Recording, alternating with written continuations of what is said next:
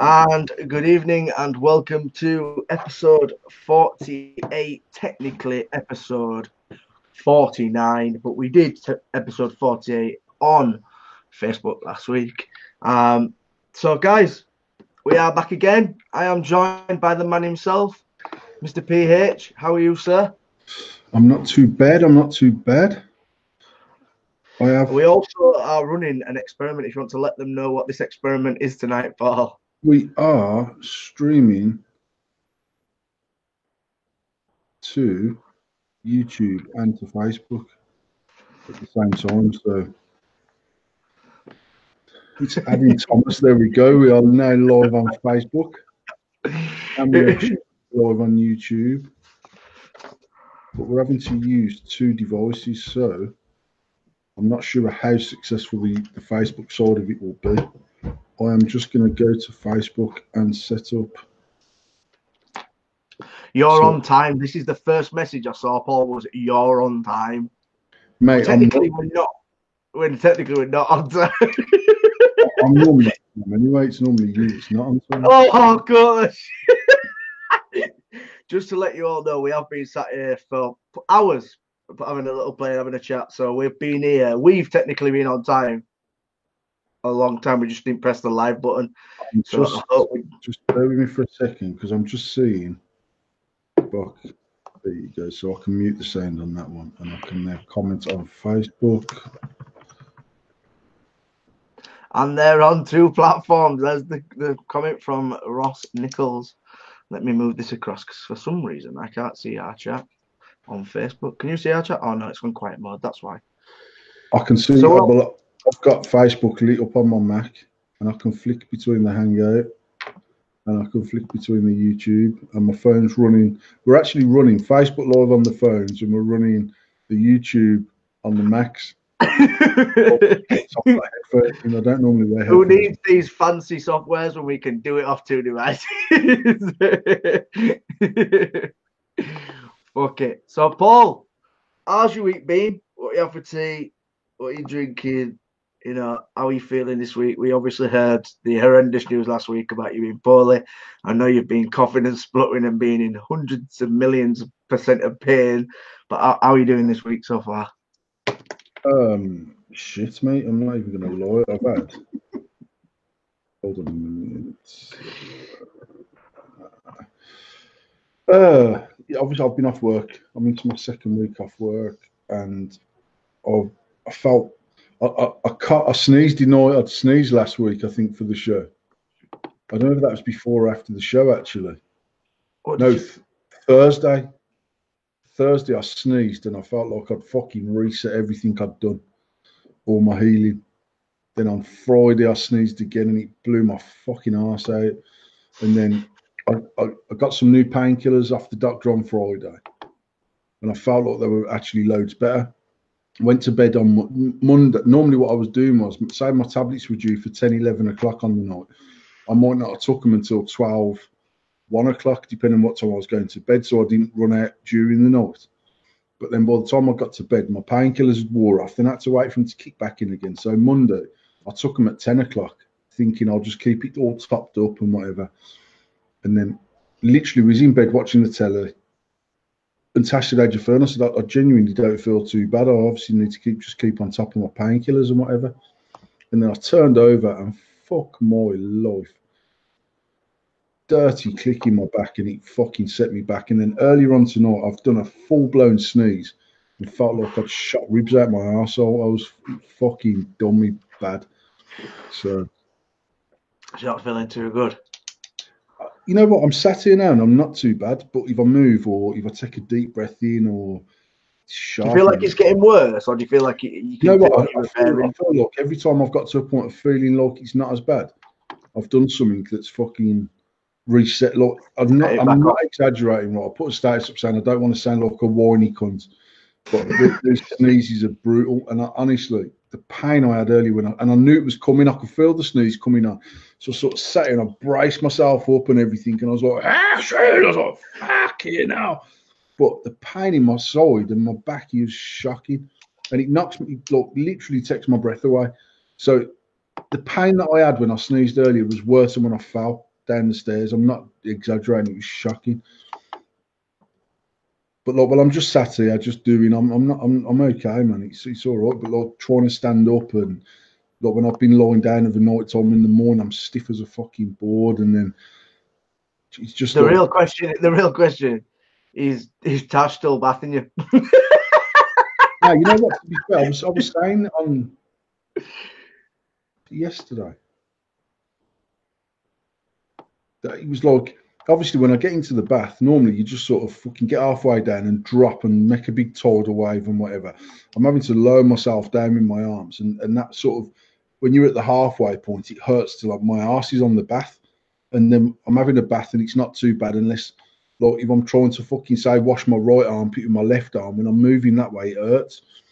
But then getting back out again, I've got to like push my arms off the side of the bath like some old fucking 70-year-old geezer and get myself up out the bath. Then it hurts. But I says last night, actually, when I had a bath yesterday, it felt loads better. And then fucking, I turn over, click my back, and it's like literally feel like I fucking reset everything. And then when I sneezed earlier, mate, honestly, it fucking knocked me sick. It was horrible. Oh, I can imagine. What have you When I had for went tea, when I though? went to the doctors on Friday, she was like, "Oh, do you suffer with hay fever?" And I was like, "Fuck my lord." Because I never used to. It's only been like the last 5 or 6 years I've actually even suffered anything at all to do with hay fever. So I'm just hoping I don't get the mad sneezes. Oh, definitely. So what they saying? How long it'll take? 6 to 8 weeks to heal. 6 to 8 weeks, yeah.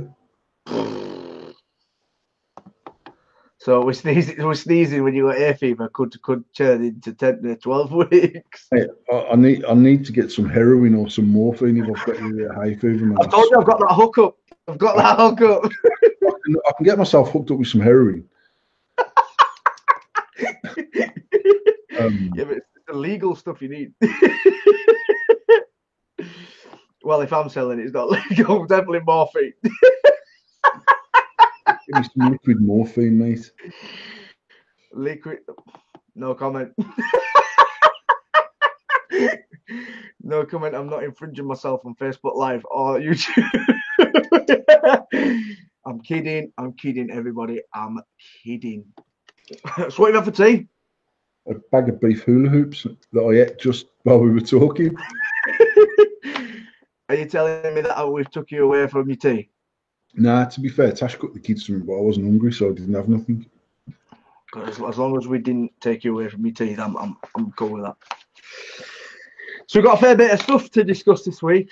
I've been writing stuff away. I've been getting ready for the show, and I had a couple of things sent to me this week. But before we go over that, let's talk about. There is no news. There is no news. As I say, every week we try and get as much news as we can, and obviously to talk about the news worldwide and whatnot. But I don't think this has been discussed on any sort of live feed platform, has it, Paul? This what we're going to talk about first of all. I don't think so. I've seen it shared about a little bit on Facebook and stuff. I just want to make let everybody know as well is if Momo jumps out at any point, can you not report our video? Go into you need to go into the tablet cupboard and get Uncle Paul some more.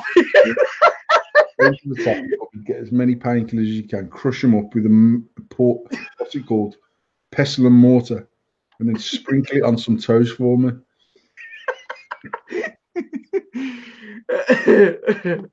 Yeah, so please don't report us. Please don't report us. So what we're going to talk about first of all, as I said, nobody sort of seemed to have posted this. I know you saw maybe one person post this week, Paul. Did and I've not seen anybody. I got sent this in a private message. And what it is that the gov.uk have released, basically they're calling it a blog. I think maybe they're writing it as a blog post rather than actual sort of turning around and going, this is this, which they have done in the vlog. But basically, they've set, I think it's six. Basically, they're calling them myths. So I think it's 6 myths of vaping. Yeah, it is 6 myths of vaping, and I've got it printed out here, and it's basically pointing out. We all know this. Before we go into this, I want to say that we all know these things. Maybe not to a certain extent we know them. This, for me, Paul, I don't know about you, your opinion, before we read it. Do you believe that this was aimed more at people who was negative towards vaping, and the mainstream media basically said bad things about it? Just flicking through it as you have. The skeptical side of me says that as big tobacco and big pharma start coming on board, they start to stop the discrediting and start to embrace the industry. That's the cynical side of me. Mm-hmm. But it's definitely aimed towards people that are smoking cigarettes, I would think. Yeah. When I've gone through it and I've read it, and then I've turned around and gone, do you know what? It actually would be great to have in like the shop to give to somebody who's sort of like, I don't know what these are, but I've heard this news report, I've heard that, somebody saying this, I've heard somebody saying that, and reading this and going, actually, do you know what? I feel like we say these things all the time. These are the things we say all the time about popcorn lung. We say about it being harmful. We say these things all the time, but for somebody like Gov to put out an article and say, this is what it is, to me, sort of, that's what I feel is needed. But once again, is it a sort of thing to turn around and go, actually, do you know what? We've said this because we're a bit, as you said, you're a bit skeptical behind it. So what I'm going to do is I'm going to pull up the article, and I'm going to put the article in the YouTube chat. If anybody's on YouTube, I'm going to put the article in YouTube chat, and you can read it. It is obviously a public health matters blog.gov.uk. I'll just wait for this to load, and then we can go over it. Can you paste the link into YouTube chat? Yes, I can do that. Yeah, So I'll do that now. I'll copy and paste it then into the Facebook chat for the people that are watching on Facebook. Cool.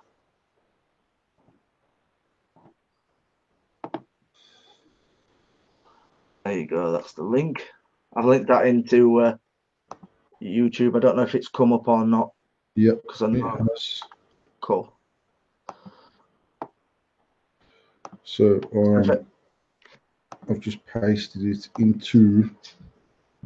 No, I haven't. That takes me to fucking YouTube redirect.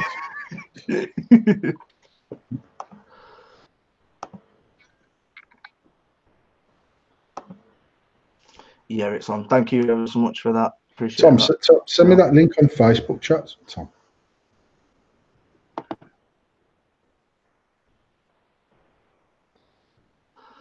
Right. While I'm doing that, I'll go over it because Facebook don't like me.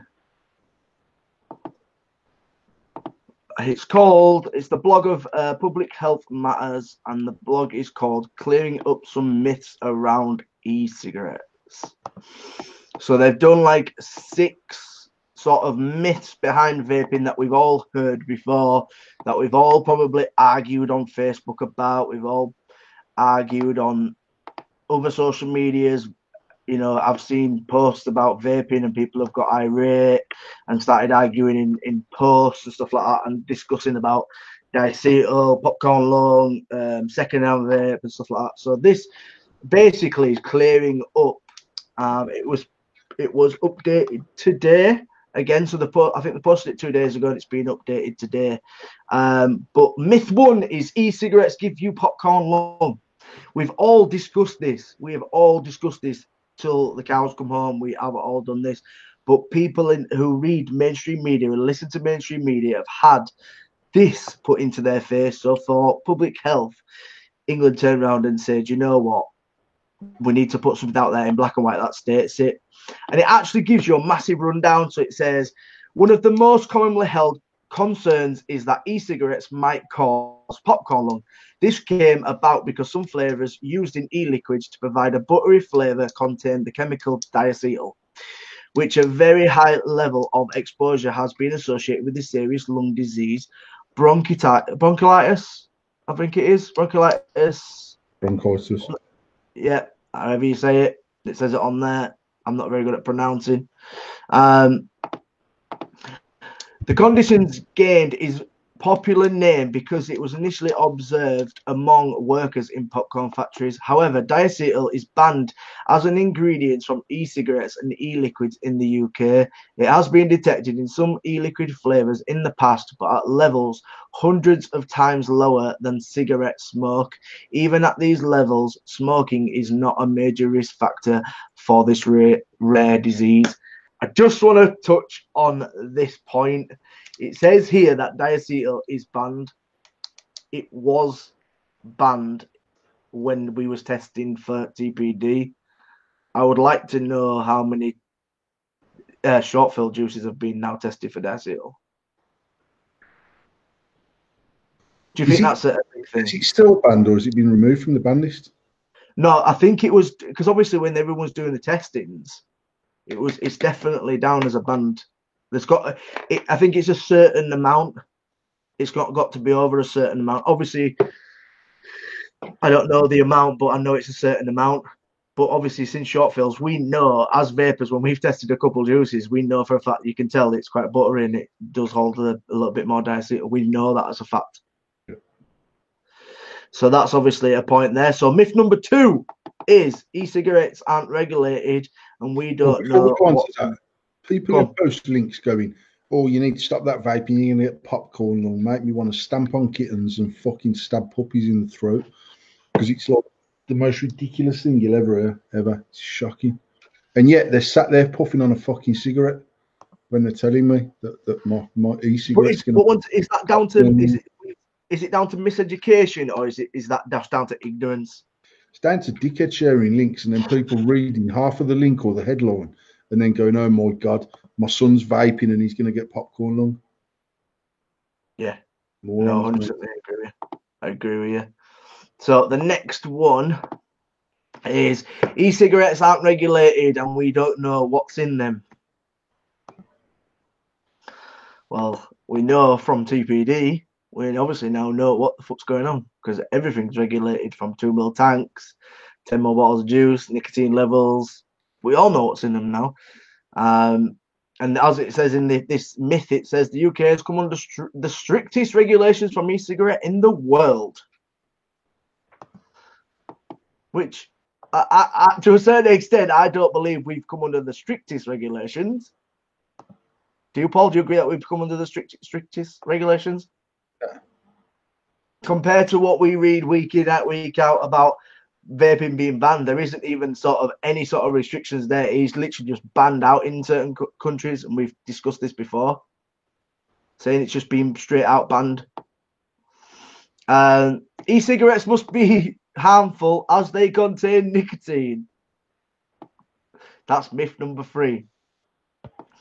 And then they've come up with some pictures as well, which states at least 95% less harmful, which we know that's a fact, obviously, from PHE came out with that research. Exposure to e-cigarette vapor is harmful to bystanders. That's myth number 4. We all know that there isn't a such thing as second-hand vape. Then you've got myth number 5. E-cigarettes will lead young people into smoking. We've had this discussion. I really don't see how vaping can transfer somebody into smoking, as if somebody's on a strawberry and then tries a cigarette, they're definitely going back to strawberry. I 100% don't believe e-cigarettes is a gateway to smoking. You agree with that, Paul? I've never thought it was. I think it's a gateway to vaping. Sounds really silly, but I just think people that are going to smoke will smoke. People that are going to vape will vape. People that were going to smoke might start vaping, which has got to be a better. That's it. And then myth number 6 is e-cigarettes are being used as a Trojan horse, so the tobacco industry can keep people smoking. That's funny. I mean, I've still got a concern that ultimately big tobacco have the ability to take control of this and then discredit it. Yeah. more and phase it out and get people back on cigarettes. Good evening, Mr. Wilkes. Good evening, Sonny, Darren, Ian, Rob, all the people that are joining us on Facebook. Yeah, I've always had a concern that big tobacco could and do have ultimately the power to consume the industry and then bring out one of their £10 million reports saying actually this is fucking way worse than we ever thought. You're better off just smoking, and then phasing cigarettes back into all the. I mean, the reality is, mate, I would smoke if I couldn't get a vape. Yeah. Simple as.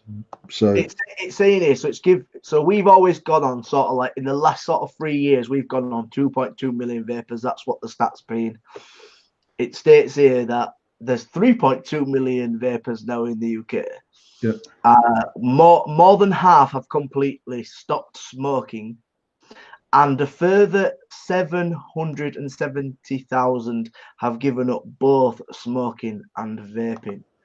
At the time, quit smoking rates have been improving and seeing an accelerated drop in smoking rates, currently a record low of 14.9% in England alone. What makes me sort of questioning it, if you've lost 14.9% in sales, which we know tobacco companies make billions and billions and billions of pounds, if 14.9% equals 14 billion, it's a hell of a lot of money. Do you know? That's just me throwing out numbers. But what I'm saying is, you can see that 770,000 vapors now supposedly don't smoke, don't vape. So there's no money going into vaping. There's no money going into smoking. So on both assets of it, smoking is losing a hell of a lot more money than I say vaping was. yeah, absolutely. And the reality, I mean, we put the post out, I don't know, 4 weeks ago saying about the sort of cost comparison of mouth to lung vaping over smoking. And obviously, you got the same people who go, yeah, I wish it was cheaper than smoking. I'm spending way more. And that's because you're not mouth to lung vaping and you're hobby vaping or sub own vaping, etc., etc. But the reality is, even if every single smoker in the country switched to mouth to lung vaping only, the revenue from that is fractional compared to tobacco. Huge, yeah. So my concern always was that even if big tobacco consume the industry to a 95% holding and they get 95% of the business and they are pretty much going to be looking at the smokers, they're not interested in the hobby side of it because it's such a small proportion of the potential. Their job is going to be to get people off cigarettes and onto vaping. Yeah. Simple as that. They're not interested in people sub-own vaping because it's the repeat. It's the people going in every day, every week, whatever their regular visit is to buy coils, liquid, etc. But even if they've done that, they're just still not going to make as much money. Yeah. And then the flip side of that is that while they're, if we spend the next 2 generations fixing people's health, then big pharma's going to lose money. The only people that stand to benefit from this is vape shop owners, the people that are vaping, and ultimately the NHS.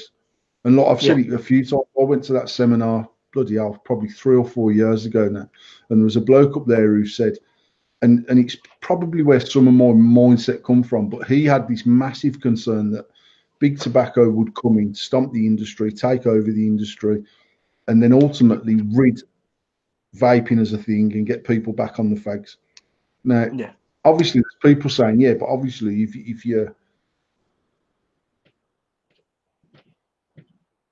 if we're repairing people's health by them vaping, it's probably going to take 2 generations to get rid of. I've smoked 60 fags a day for the last, how old am I? The last 30 years, apart from the last 6 years. And the last 6 years, I've smoked fractionally what I would have done prior to that. So I've done 3 years completely cigarette free. I've done 2 years where I went from 2 a day to 20 a day and I flitted all over the place. And then I've done about 12 months where I was on a couple a day or none a day. And I've been cigarette free for the last 4 months. I've not had a single cigarette for the last 4 months, a drag or nothing like that. So, but my I would imagine any damage that cigarettes was going to do to me has been done in the first 25 years of smoking heavy and I was a heavy at school, mate. People used to come in with 2 fags that pinched out their mum's box. I was doing 20 a day when I was fucking 15, and that I've always smoked hard. So there's a chance that in my lifetime, I will end up having some sort of NHS reliance because of health issues related to my years of smoking.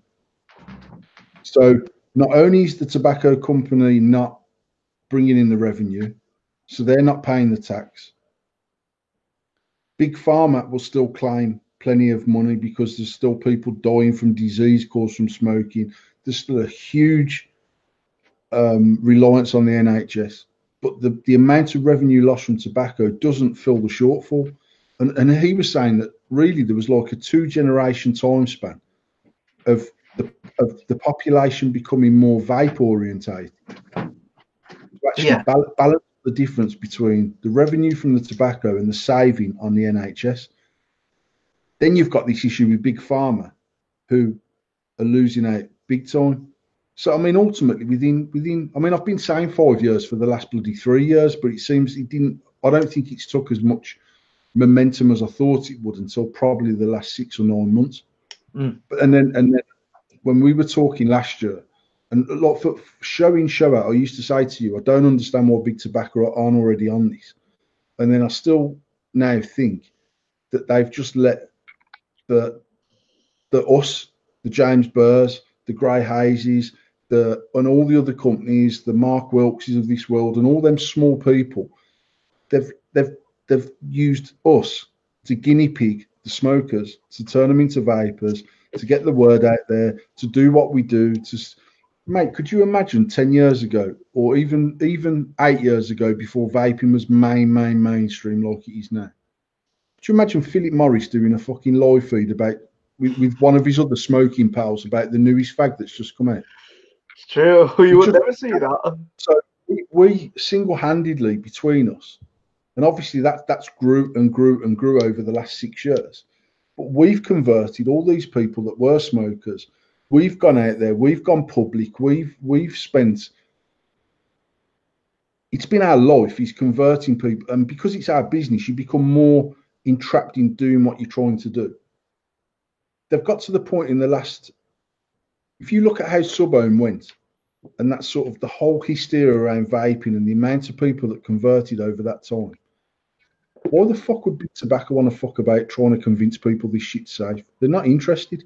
They're interested in money. It's as simple as that. That's what they're interested in. So we've done the legwork for them. We've sort of spent all of our time trying to lobby for TPD very badly, in my opinion. I don't think no one put enough effort in to try and counteract it until there was 6 months left, by which time it was already determined which way it was going to go. And we continue to tell people this is safe, this is the new smoking, And once they feel there's enough momentum on board, mate, and when you're looking at over 3 million vapors now in 6 years, they will literally just go, right, they've done enough groundwork now. We'll start going in and snapping up the ones that we want and letting the ones that we don't fall to the wayside. And then they're ours. We've got them in our pocket. At that point, then 3.2 million vapors, 7.4 million smokers. So we're nearly halfway there. Well, we're a third of the way there on those figures. So we account for a third of all people. Now, how many people have started vaping in the last? If we use the last 5 years, because the first few years was a bit more dead hobbyist and it just weren't mainstream. But if you say the last 5 years, out of them 3.2 million, there's going to be some that have converted. I would say the majority have converted. Then you've also then got 5 years of new people starting that would have started smoking. Do you know what I mean? This whole gateway to smoking through vape boils my piss, because these people would have started smoking. So when I was younger, if I could have smoked on something that smelled like fucking blueberry donut over a dirty, stinking tobacco stick, I'd have chose the blueberry donut. And if I could have blew a cloud that everyone went, fucking hell, bro, that's sick, I'd have chose that device. So I will never ever accept that people have started vaping that wouldn't have started smoking. That's true. I wouldn't say no people, because we have grown people coming into our shop, mate, that have never smoked but they want to vape. So there is a gateway to habit, to addiction, because you're going to get addicted to doing it, whether that's habitually or through the addiction of nicotine. But it's an option. You've got the option of addiction. You're going to go to vaping or you can go to smoking. You've still got that option. I said 3 weeks ago, I was on that course, and there was a 49-year-old man who'd never smoked all of his life, and he started smoking cigars 2 years ago, and now he's just started vaping at the age of 49. So it's not just a youth thing. This isn't. It's not just kids going, oh, you know what, I'm gonna start doing that mad craze. They'll never know how many of them people would have started using cigarettes. They just won't know that number. So it's easier for them to say it's a gateway to this, it's a gateway to that. I don't believe there's any more youth vaping a Juul in America than what would have been vaping cigarettes. Well, look at California. It's illegal to smoke weed now, so they could have even gone down the weed path. Majority of them probably were smoking weed. It's I just think that there's too much money involved in giving us cancer and fixing us. Yeah. To all of a sudden say, you know what, we're gonna morally, if they had any morals about them, we wouldn't have been able to get cigarettes from the early 80s, because at that point they knew they were fucked. And actually, for the last 30 years, they've carried on pumping them out there. They've carried on pushing up the price. I've seen something in a news feed yesterday. Someone had paid £12.50 for 20 Benson and Hedges. Fucking hell. That's over 50 pence a cigarette. So I can remember, mate, when I used to smoke and all my pals used to smoke, and you fucking do a round and it's 6 fags. It's fucking £4. I can remember my brother saying to me many years ago, so if we think there was 20 in a packet and 20 pence each, so it must have been about £4 a packet. And he said to me, I was smoking, say, 40 at a time. Because one thing that I will say is that when I first started vaping, and then I'd done 12 months and then I started smoking again, I definitely smoked more cigarettes, without a doubt I did. And that was because I'd got into this habit of always having the device in my hand and being able to just crack on with it. So when I did start smoking again, and I started smoking exclusively, every time I put a fag out, I felt like I needed something. And that's why I know that my habit of smoking is not one of addiction to nicotine. It's definitely it's a habitual thing. I could smoke 60 cigarettes a day, and every single opportunity I had to smoke a cigarette, I smoked a cigarette. But I could sit on the PlayStation for 8 hours straight and not even go for a piss, let alone have a fag. And then I knew other people that only smoked 10 fags a day, but they would be 2 hours into their game and they go, I'm just going to have a quick cigarette, because they needed that fix of nicotine. I honestly don't believe I need that fix of nicotine. I'm not saying I don't need it, but definitely the habit of smoking was something that ruled my need to want a cigarette than it did the need. Like if I went on a plane journey, I weren't clucking around the plane. Yeah. I flew to the Caribbean for 11 hours and I sat on the plane and I fell asleep a bit and I woke up and I'd done what I had to do and I got off the plane and I had a fag because I could. But I weren't like fucking clucking on I weren't having no withdrawal symptoms from not smoking cigarettes. So how many people, they'll never know a figure of how many people started vaping because it was a better alternative to cigarettes and they would have never started smoking cigarettes. How many of the 3.2 million people would have started smoking cigarettes if vaping wasn't an option? And obviously you've got however many teenagers or whatever age people start smoking. I don't know how many hundreds of thousands have gone through that age in the last 5 years, but there's people that will have started vaping that definitely would have started smoking if it weren't an option. 100%, yeah. So, and then it wouldn't have been that cool thing in the schoolyard, do you know what I mean? And then you've got however many people are, I mean, I don't know how they get the 3.2 million figure from. I don't know whether it's based on percentage of tobacco sales now, because it might be 5 million people vaping, but only 3.2 worth of revenue's been lost, if that makes sense, because you've still got a lot of dual users. It's people that might claim to be completely smoke free and they're exclusively on their vape because they're trying to convince their missus that the £200 a week they spend on vapes justified because they're no longer smoking. But the reality is a lot of them people are still smoking cigarettes. And I know that from a retail point of view. I deal with these people coming in the shop saying, fuck's sake, man, I'm still smoking 5 or 6 fags a day. And from my point of view, if you've gone down from 40 to 5 or 6, you've made a huge, massive improvement.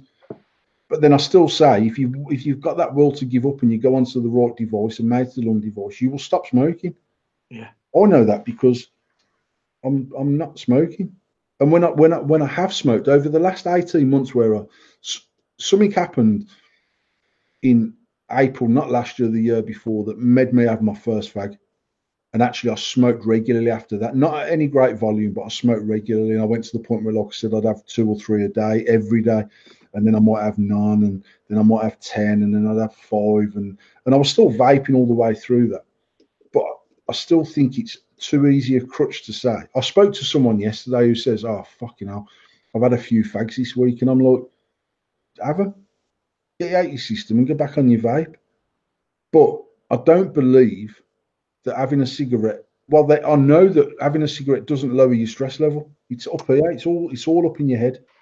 It actually can cause more stress levels because it does cause issues because of the carbon monoxide and stuff like that. So to say that it's inbred in us that you have a shitty time, high stress levels, get a cigarette. That's just how I have a fag, man. I'm stressed out. I've had a shit day. I need a cigarette. And the reality is you don't. You just think that you do. The same as fat cunts. I think I need to eat some cake after my dinner when I'm full up. I don't. It's just what I do, and it's just a habit, and it's breaking that cycle. Which is why, if you're adamant that you want to give up cigarettes, and you go into the vape shop and you get dealt with by the right person and sold the right product, there's a 95% chance you'll quit smoking. If you get dragged in there by your bird because she doesn't want you to smoke and you still want to smoke, you ain't gonna be successful. Stop. Simple as that. So, Scott Davis said, "I'll be honest, guys, I never got it. My mum and dad smoked 40 to 60 per day. If anything, that put me off seeing my parents paint the ceiling every 6 months." and my mum and dad, my mum has smoked from when I can remember, and obviously along my 43 years of life and probably 30 odd years that I can remember, 38, 39 years that I can remember, she's done patches, she's done cold turkey, she's done hypnosis, she's done Champix, she's done this, she's done that, she's done the other, and nothing's ever been long-term successful. My dad, on the other hand, would smoke 100 a day or none. And he would literally get up one morning and say, "I'm not smoking anymore." And then because he'd stopped smoking, and to be fair, my dad stopped smoking for financial reasons, not because of his health. It was always about, I can't justify spending this much money on cigarettes, which is the very reason I started vaping. And it's the very reason we started selling based on cost saving. Because most people's mindset isn't about the health side of smoking, because if it was, you'd look at them pictures on the fucking fag box and you wouldn't smoke the cunts. That's true. It's as simple as that. So most people that want to give up smoking give up for financial reasons. So my dad would give up smoking, then he'd be putting my mum under immense pressure to give up, because why the fuck should he be buying her cigarettes when he's not affording to smoke himself? And our mum might give up because my dad's told her to give up, and then she'd still be smoking on the snide and the house would still stink of fags. All 5 of us kids have smoked. I'm not sure who smokes anymore. I know my older brother's just tuned in, and I know Steve smokes. My sister, in fact, my oldest sister don't smoke anymore. She was vaping. She'd give up, and at a point where she was ready to go back on the fag, she actually started vaping. So there's a perfect example of someone that would have went back to cigarettes if vaping weren't an option. And actually, she said to me, "I could not afford to smoke, but I can afford to vape, and it stops me wanting that need to have a cigarette." So for me, that's a success story there, where someone's give up the cigarettes. They've done 2 years. They're about to fall off the wagon. Vaping has stepped up for them, and it's filled a gap for them.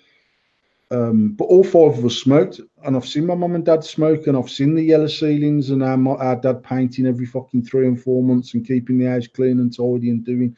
My nan smoked. My other nan smoked, and everyone around us smoked. It was just what we done. If vaping causes that same epidemic, surely to God, that's a better epidemic than all these people smoking cigarettes. It has to be. The only downside to it is the amount of revenue the tobacco company's pulling. Yeah. Only downside to it. There's no other downside. But to sort of get on any high moral ground about vaping when you are selling cigarettes, or you're pulling the revenue off the top of the cigarette pot, such as every government in the world, it's just fucking damn hypocritical, because they could have, I said from 20 years ago, I'd rather get up tomorrow morning and they say cigarettes are no longer available in the UK. Not keep saying, well, actually, these are dangerous. It's putting such a massive strain on our NHS, we're going to have to put the price up. They've already got you addicted to this fucking shit. It's a bit like a drug dealer giving his first 10 wraps of heroin away for it. It's the best investment he'll ever make, because in 10 weeks' time, the cunt's fucking injecting and he needs his dough. Fuck me, they used to put them in ration packs when people were going to fucking war in the world wars. Do you know what I mean? They were getting people addicted to them then. So my brother's just put, I could do vaping full time, but I'd need about 10 of them to carry, because carrying fags is as much as a habit of smoking.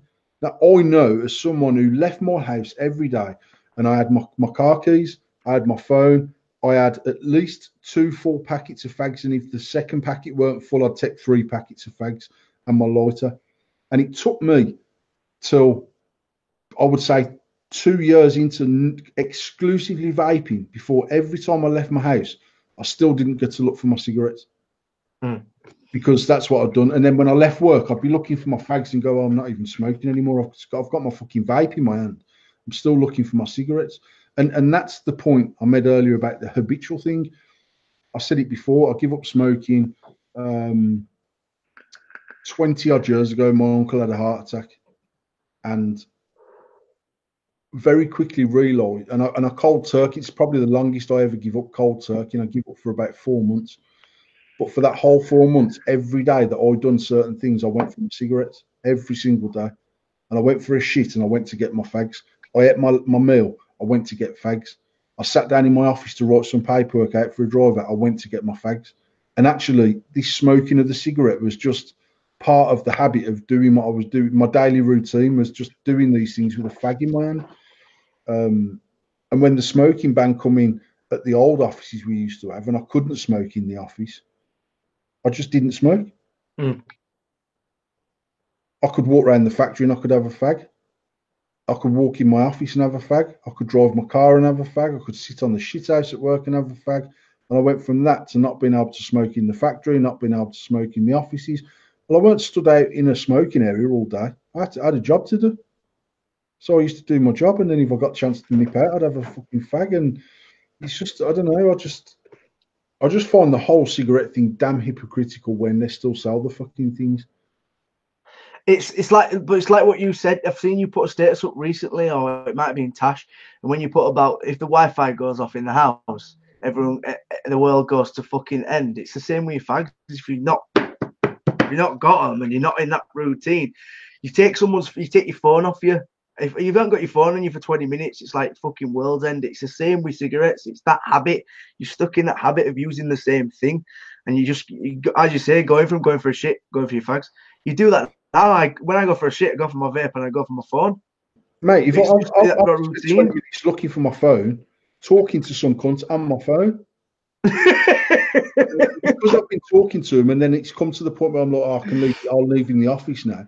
I've got my phone perched under my ear, I've got my car keys, I've got my vape, and I'm fucking, where the fuck is my phone? I've took it out of my hand and I'm looking round, I'm back on the phone again. It's just like, it's just that routine that you get into. Whatever routine it is you do, it's the routine that you do. It is. I want to, I wrote this down earlier, but I want to sort of go back to what we were talking about, the words big pharma and big tobacco. Do you think there will ever be a time where we're saying big vaping?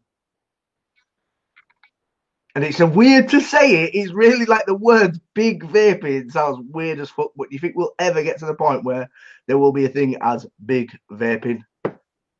I don't, to be honest. I don't think there'll ever be a time of. You know what? I just think it'll be branded differently. I think maybe big electronic cigarettes, because they're not. Vaping is. I mean, when I first started vaping, I was using electronic cigarette. Not many people call them electronic cigarettes anymore, and then some people in the industry consider that a little bit taboo because it's still association with cigarettes, yeah. With cigarettes, but the reality is they're electronic cigarette. My kids call it my electronic fag. I'd call it my fag because in my head it's just a new brand of cigarette that I'm now using instead of smoking tobacco. I don't know. I mean, I genuinely don't know how the industry pans out over the next 3 or 4 years, mate. I don't know. I believe that big pharma will have just as much. I mean, if you think that at the moment there's this thing about jails and they've all got to be pharmaceutical grade products and they've all got to be registered, they're going in via big pharma and big tobacco. Mm. You've got to use pharmaceutical grade VG and PG. It's going in via big pharma. You've got to use pharma grade fucking nicotine. It's going in by big pharma. So they've both got just as much a hold on this as each other, and they've both got just as much as an invested interest in stamping it back out if they need to. Mm. And they can do that, mate, because they will literally, there'll be a report saying this is just 20 times worse than for smoking cigarettes. And the reality is, Tom, we don't know how vaping is going to affect us in the next 10 years. We know what the last 10 years has brought us because that's about how long reports go back. Touch wood, all of the reports in the main from the right sources, not big fucking tobacco backed ones, but genuine independent reports have all said it's healthier than cigarettes. The exhale is shit free, so you're not exhaling shit over people and all this sort of stuff. But we don't know what the long term effects on the human body is. No, we don't. And I've seen a few people put up, how do we not know what vaping's done in the last 10 years? Well, we haven't, these reports and these testing haven't been going on for 10 years. They've been going on for probably 3 to 5 years. You know, it's Yeah, still I mean, I can remember when I first started selling, and I genuinely looked. I sort of decided, right, we're going to do this. I believe this can make us some money. I believe it can give us an income, and if I can use them, any fucker can use them. That was my whole mindset from the start. So, and that's what drove me to start selling the product. I've said it a million times. The amount of money we made in them first fucking 4 years was never something that I expected to do. It was not what I set out to do. I just had this mad passion to convince people that this thing was as good as cigarettes and it's going to save you a lot of money. And a byproduct of that was we were making a living from it. Mm. But I spent months looking on the internet because I was saying to Tasha, there's no way we can just sell this shit without it being regulated. Mm. There must be something. We must have to do a course or we must have to register. Fuck all, mate. Not a thing. Not a thing. And I was like, this can't be right. So then, as a business, when we very first started, we were selling Chinese liquids that we were getting off this fucking dodgy wholesaler. There weren't no other. And then I was buying things like, I think Elite's done their own liquid, which was a UK brand, but probably coming in from China, truth be told. Yeah. So, and then very quickly and early on, I said to Tash, you know what, I want to get our own liquid made UK, and that's what we've done. We white labelled the 10ml brand that we still do to this day. And we've sold hundreds of thousands of bottles that I don't even know how many thousands of bottles we've sold of that. But actually, I just thought, one, people needed a staple liquid. And regardless of whether it's our liquid or someone else's liquid or Evo's, like their house range or Zeus or whatever, you use a liquid, you get used to vaping that liquid. We have people coming in our shop that have tried 6 other menthols that we've got in the shop, but it's not our menthol and they're saying it's shit, don't like it. It's not because our menthol's any better. It's just because that's what they're used to the vaping on. The same as I always preferred Embassy Filter. I'd still smoke a Benson and Hedges, or I'd smoke an Embassy number 1, or I'd smoke one of them big fucking long Super Kings if that's all I had to hand. But I preferred Embassy Filter. That was my go-to cigarette, and because they were short, fucking 6 drags and they're done. I'll be on my next cunt straight off. But I always feel like as a business, we've genuinely tried to comply to regulation that weren't even in place. Like we've always tried to do the right thing. We've always tried to make sure that we were sourcing the right products, the right liquid, the right hardware. Like the vaping gentleman's code, isn't it? Yeah, I just genuinely, mate, at a time where I was paying, like we were paying over £2.20 for our 10ml range. That's what I was buying it in at £2.25 or something at the start. And I could have bought a Chinese 10ml at the time for £1. Yeah. And I still would have sold them $3.99, 3 for a tenner. But I was like, you know what, I need this to be right. And I always felt like I didn't want to come back. And as much as I didn't know this was any safer than cigarettes, having been exclusively off cigarettes for about 14 months at that time, 16 months or whatever it was, I knew that I felt better. I knew that I felt healthier. And on that basis, I used to say to my customers, I don't know that this is safer than cigarettes. But if it's killing you at the same rate of cigarettes, you can rest assured that you will die with more money in the bank, or you will have a better lifestyle between now and when you die, because you will be able to go on a holiday, you will be able to do this, you will be able to do that. And that's the only thing I could say, because I could not stand there categorically like I can now and say, this is 95% healthier than smoking cigarettes. We know that the exhale is clean. We know that you're not going to start coughing up popcorn tomorrow morning if you smoke a fucking if you vape on some liquid. But we can start to expel these myths ourselves. And obviously the Gov report that come out is good, because it gives you something hard and fast from a .gov to say, this is fact. This is not made up. It's not the vape shop owners trying to pretend it's safe and really they're killing you. This is fact. I don't know where it'll go, mate. I always feel like there is a chance that within 10 years they will take control and fade it back out again, and people will smoke again. And I guarantee at that point, mate, that there'll be none of these reports in America saying, fucking hell, there's now a new smoking epidemic in the States. Some cunt somewhere will be rubbing their hands together saying, fucking brilliant. Yeah. It's great. I'm going to go back to what Steve said. Brother said, do you think the vaping industry will end up being taxed to help fill the shortfall from tobacco? Do you know what? I mean, that is one of the ways that, one of the reasons why they won't pull vaping back out. At the end of the day, Tom, if they can sell, I'm going through anything between 3 and 4 bottles of liquid a week. Yeah, so that is me constantly vaping pretty much non-stop. So I could even say, since I've had this fucking thing, which is thirsty as Phil Mitchell, for whatever reason, there's days where I've gone through 10 ml of liquid just made to longing, which is quite a lot of liquid, man. I used to get through a bottle and a half a week. Coils weren't as good, devices weren't as good, batteries weren't as strong, etc. So obviously they weren't combusting as much, or they weren't converting vapor as much. But if I'm using 10 ml a day at $3.99 a bottle, for me to smoke that many fags now and keep going at the same rate that I am vaping, at least 60 cigarettes a day I'd have to part with. So I'm going to be spending somewhere between 30 and 36 quid. If I could get more liquid for 30 quid, I've then got to make a decision. Do I decide just to smoke because it's the same? Do I stick with my vaping knowing that it's more healthy? And if the tobacco company and Big Pharma can manufacture a situation where the price of vaping is comparable to the price of smoking, but they market it in such a way that the health benefits are greater, then ultimately vaping will become more expensive than smoking.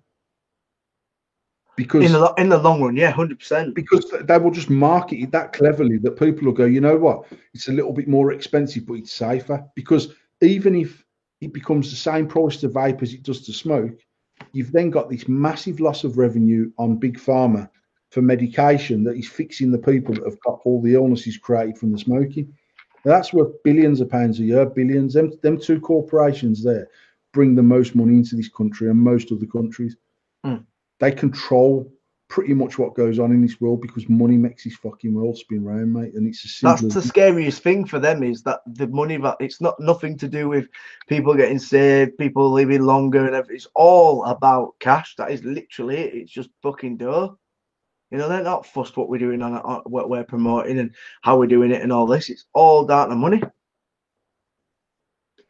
Tom Matthews, Paul, can I ask you a genuine question as you're a shop owner? Absolutely, Tom. What's Tom saying? Let me see. Would you sell to big tobacco company? Genuine question I've always wanted to ask a vendor. Mate, if I started this to make money, and if Big Pharma came in and offered me a package tomorrow, I'd sell it in a heartbeat. Because I genuinely believe that if I don't, I'll either be, there's going to be a small, I mean, the way I think this will go is there's going to be big companies like, if I use Evolution as an example, where they're the biggest distributor in the UK, or probably the biggest distributor. I don't know that they are officially, but they're certainly up there in the top 3 in the UK. I would imagine their business to Big Pharma or Big Tobacco is worth many millions of pounds because they've got such a reach, not only in the UK but internationally as well. Because I know James is wholesaling into Europe, into America, etc. So he's got a huge reach, massive customer base, and that is worth a lot of money. I know. I think I said it on the show last week or the week before. I know a distribution company that's just sold out for £4.5 million. Now they're not even anything like on James's scale. So James's business to them boys is worth a chunk of money. Now, ultimately, that decision comes down to whether James wants to continue to make money at a good rate for a longer period of time and say, fuck you, I'm going to row my own boat, or does he take a huge chunk and have it and just get on with his life and do something different? And the reality is, James's mom, they will do something anyway because that's how they're wired, and that's why Evo's become so successful, because they're not about just sitting there saying, in fact, Mr. Burr's just joined in there. He's just joined the live feed. If I was to sit on here and say I'm not selling out to Big Pharma, I'd be fucking lying. Simple as that. And people can call me a seller and everything else, but the reality is, send offers on a postcard, guys. I haven't got deep enough pockets, James.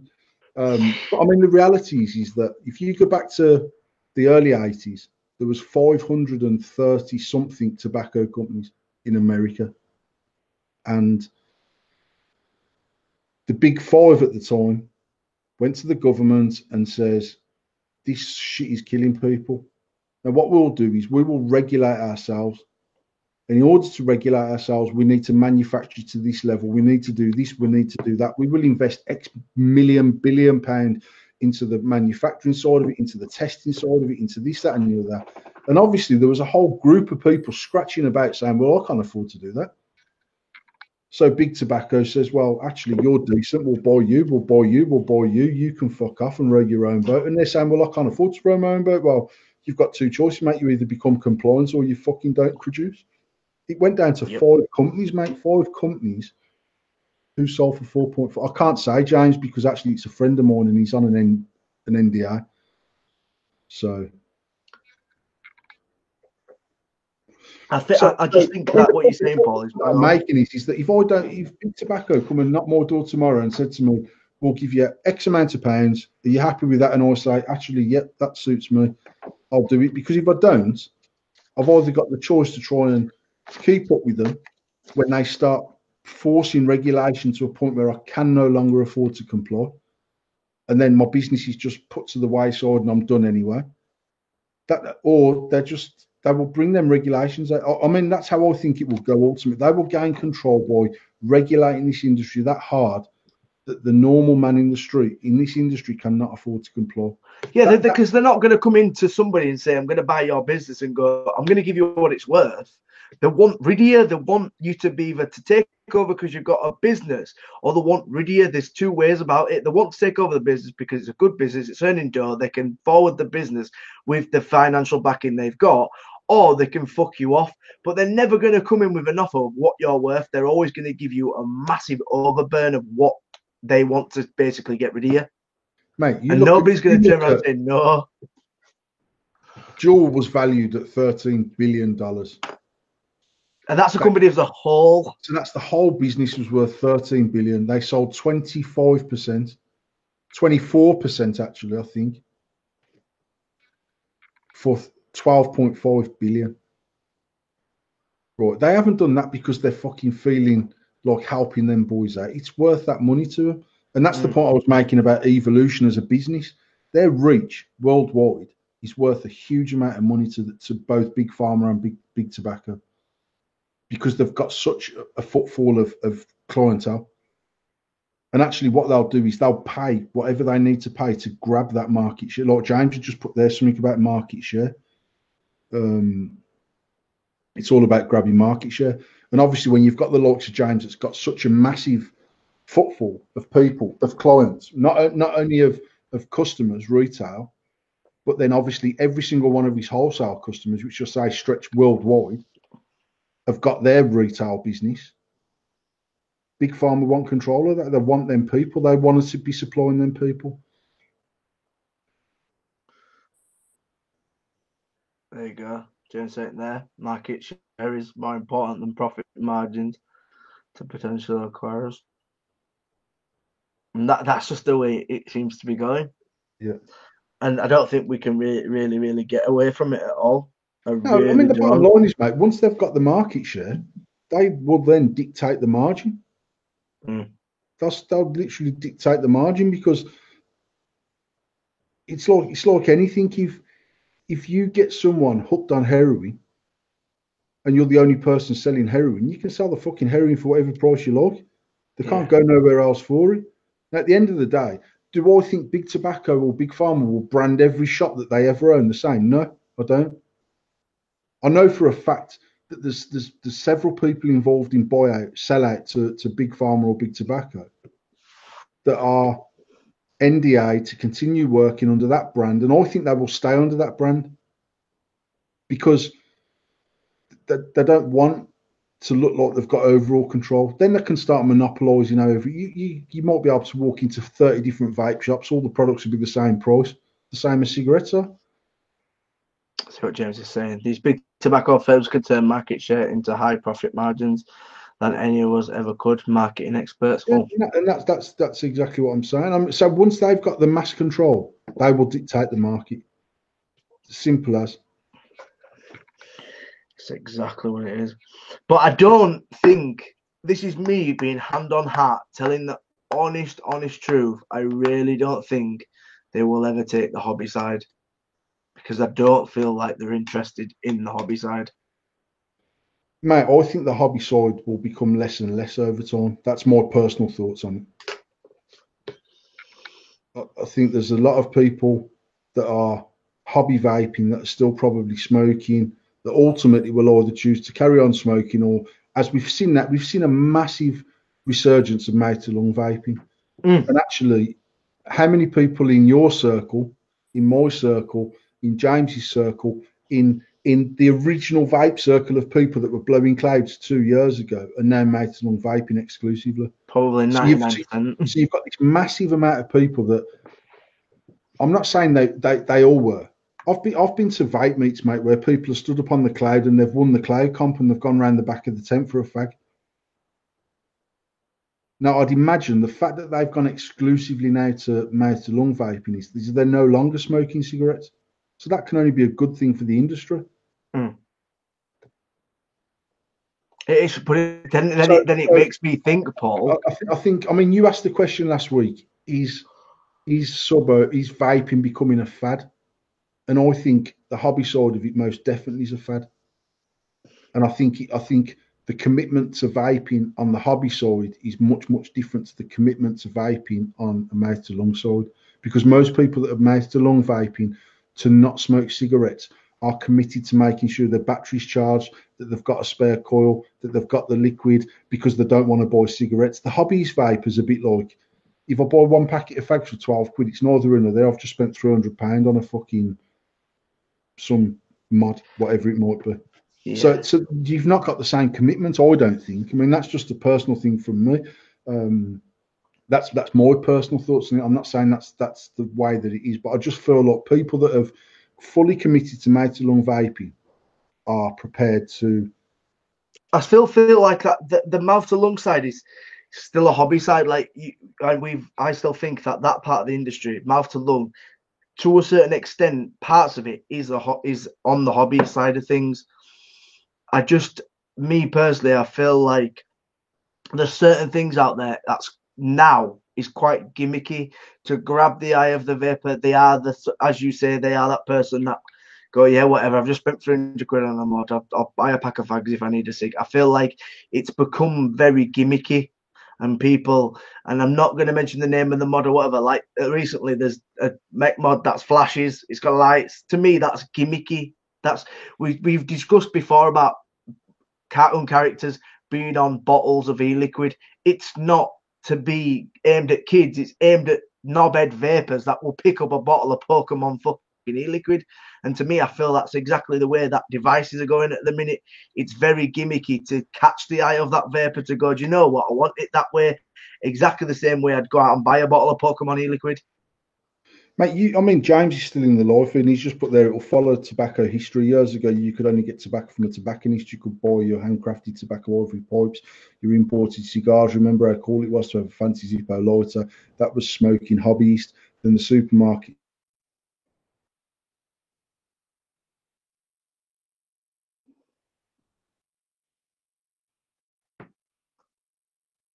What's happened?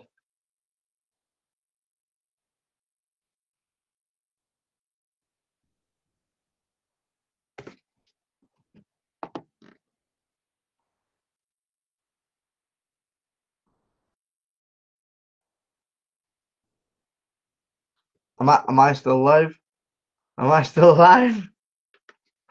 Paul's live feed's gone down. Am I still alive? Can we say in the chat if I'm still alive? Is it Paul's live feed that's gone down? Am I still alive? Paul has gone. All right, as long as I was into a deep conversation then as well. We was in a real deep conversation then.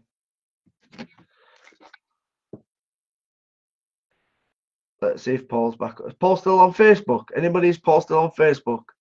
Yes, I'm live, but is Paul on Facebook? As it's Paul internet that's gone down.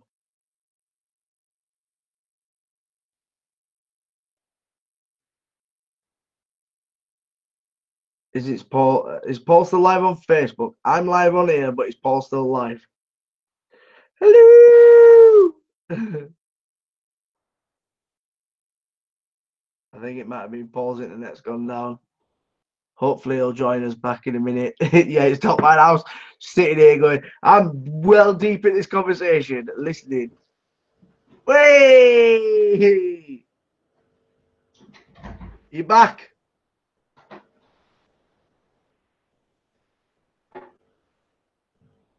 Paul? Can you hear me? I think he's got his headphone. I'm watching YouTube. He's deep in the conversation then. And then I was thinking, what? Paul, take your headphones out. He's well deep in the conversation there. We've got so much to discuss as well. So much to discuss.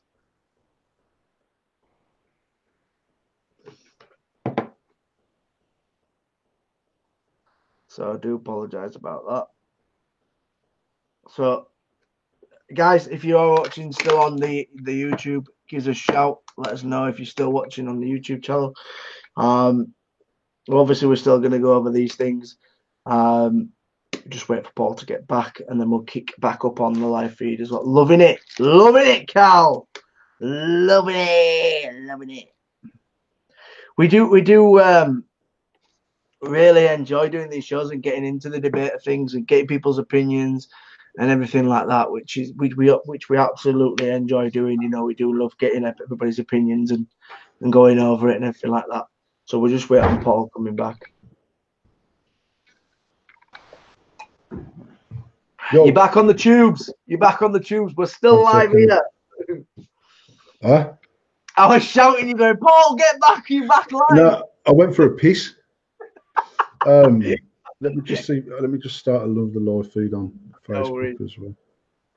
We was well deep into the conversation, and I was focusing, I was listening, and let's get back into it.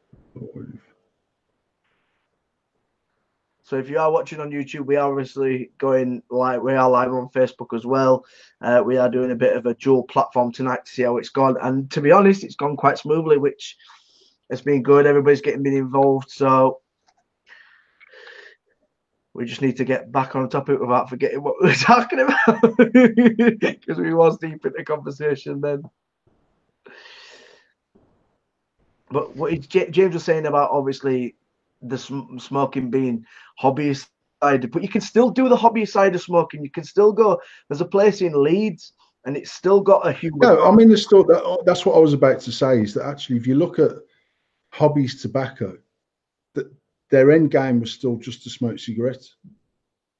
Whereas the difference between made to long and hobbies vaping is just light years apart. For sub-home and rebuilding and actual. Can you join the feed, Tom? Yeah. You requested join. I requested, yeah.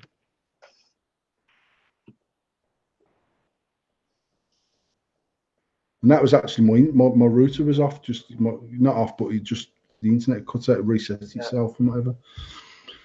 Yeah, I think you've like I understand 100% what James is saying. That obviously tobacconists were the people to get your tobacco from, and then it became more mainstream, and then every Tom, Dick and Harry was selling fags.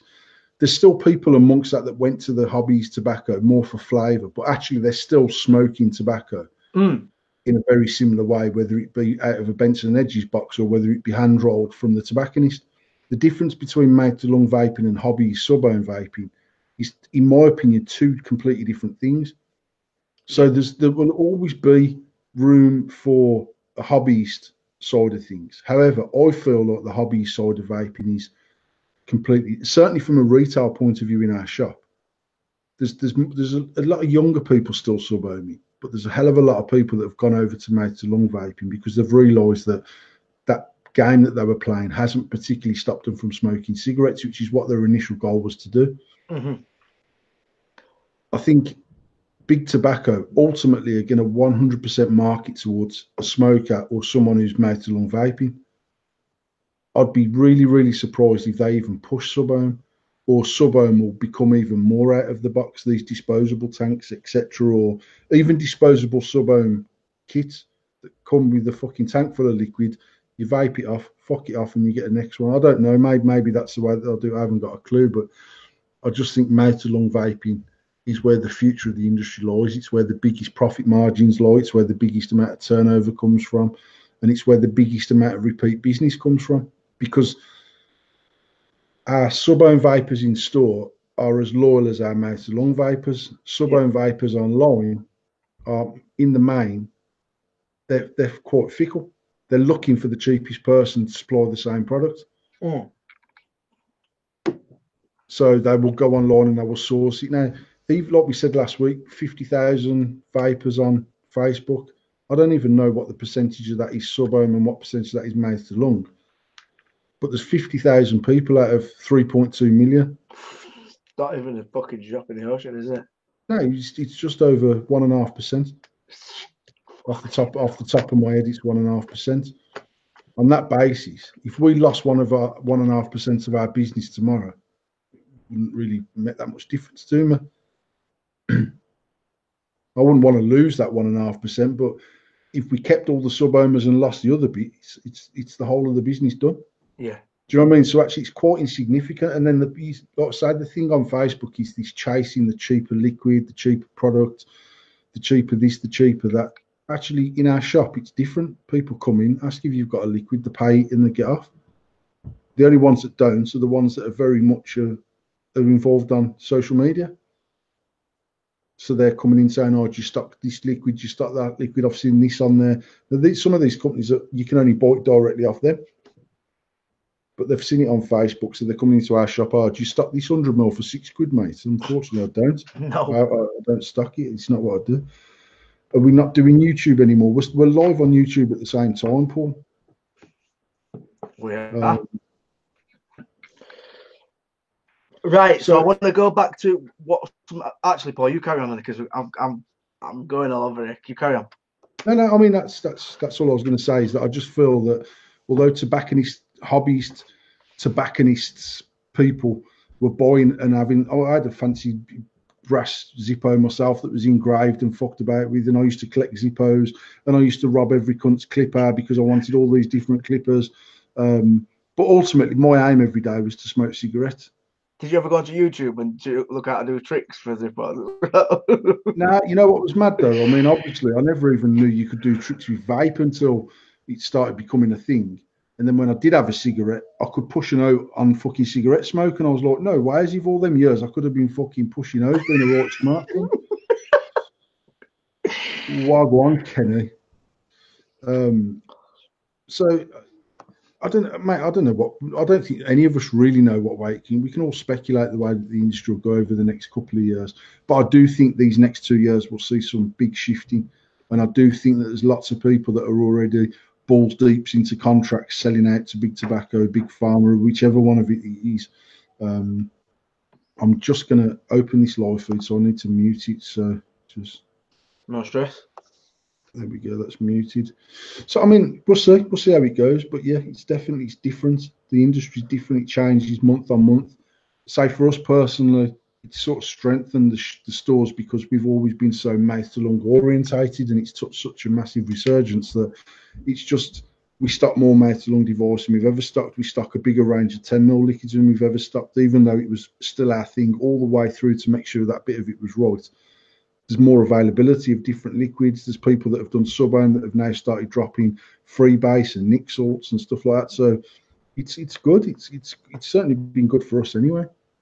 Question I've got is, what do you think made the big surge of mouth to lung come back into it? Because it was just like overnight, everyone started producing mouth to lung devices. Just overnight. I mean, I don't think it was overnight. I think actually, if you think how, and I use boring in rabbit ears. If you think how boring sub-ohm vaping become from the excitement of 2 years before that, when it used to be like we've said for the last few shows, well, let's drill some air holes out. Have you seen the size of the post holes on this? We can get some 22 gauge in there without fucking about. We ain't got to drill the air out. We can do this, we can do that, we can do the other. We got to a point where even as someone that was manufacturing hardware, there's only so many ways you can skin a cat. Simple as that. Even now, I'm just trying to finalise the deck on the new Dirtier mod. And I'm like, which way do I go with the deck? Do I go with clamps? Do I go with fucking bigger post holes? Do I do this? Do I do that? And everything's pretty much been covered. Mm. And then because of that, the excitement's like we've said for the last 12 months. I can't remember. I mean, without blowing smoke up my own arse, the last mech that came out, in my opinion, that had any sort of hype was when we dropped the Emmy last February. We dropped the Emperor in May, and it just sort of come out and it went fairly unnoticed, and it sold. But it ain't sold at the level of anything else. Mm. But we put a lot of work into the Emmy. It was the first 22mm mod for a long time, and actually we shifted decent. We sold out of the first batch in whatever it was, 2 days, 3 days, or whatever it was done. Yeah. And I think that whole excitement of chasing the next thing then starts people questioning, why the fuck am I spending this much money on gear? And then I do think it makes you think, what was the whole point in me to start smoking, to start vaping? It was to stop smoking. Yeah. And actually, people have gone back to basics. And anyone that is mouth to lung vaping, even the likes of Ollie Deeks now that's mouth to lunging on mech, must be saving a fucking fortune. It's only these people that are using sub-ohm tanks and 60ml liquid a day. They're the people that are saying, no, but to be fair, Aaron, I don't think the Death Wish V2 with the RDA ball bearings in the post had that much hype behind it. I'm not saying it weren't clever. I'm not saying it weren't innovative, but there weren't a massive hype behind it. And I've not seen anyone else drop a ball bearing post, and it would have happened if it was the next big thing, because shit gets copied. Even if it gets slightly glossed over, it gets copied. And I say I'm not decrying. I consider Max a good friend, and I'm not, like I said, I'm not saying the design's not clever, but I don't think it dropped with any hype at all. And actually, if you look at Tom O'Connell's 2 years ago, when the hype was ridiculous. No, it was mad. I mean, I don't even know how many thousands of mods we sold, mate, but it was thousands and thousands of mods, and we couldn't order them in fast enough. And we were ordering in big numbers. I mean, we were ordering, I can't remember the biggest batch of mods. It was 2,500 mods to be delivered in one shipment. And by the time they landed, we were ordering the next batch of mods, and that's just how it was. And people were like, fucking, have you seen the this? Have you seen that? And it weren't just us. Every company was doing it at that time. Everyone was on it, and everyone was dropping new products. And then I think when you look at, like, when we'd started sort of slowing down, and it was me saying, where is, at the end of the day, Tom, I'm not going to produce 2,500 mods if I don't think we can sell 2,500 mods. Yeah. It just doesn't make fucking sense to. And I think, and I've said it loads of times, when we launched Endless, in my opinion, mech was at its lowest use that he'd ever been at that time. And I'm not saying we single-handedly changed it, but certainly we had an impact in mech use in the UK. And more because mech was starting to become a thing. James was doing the Limitless stuff.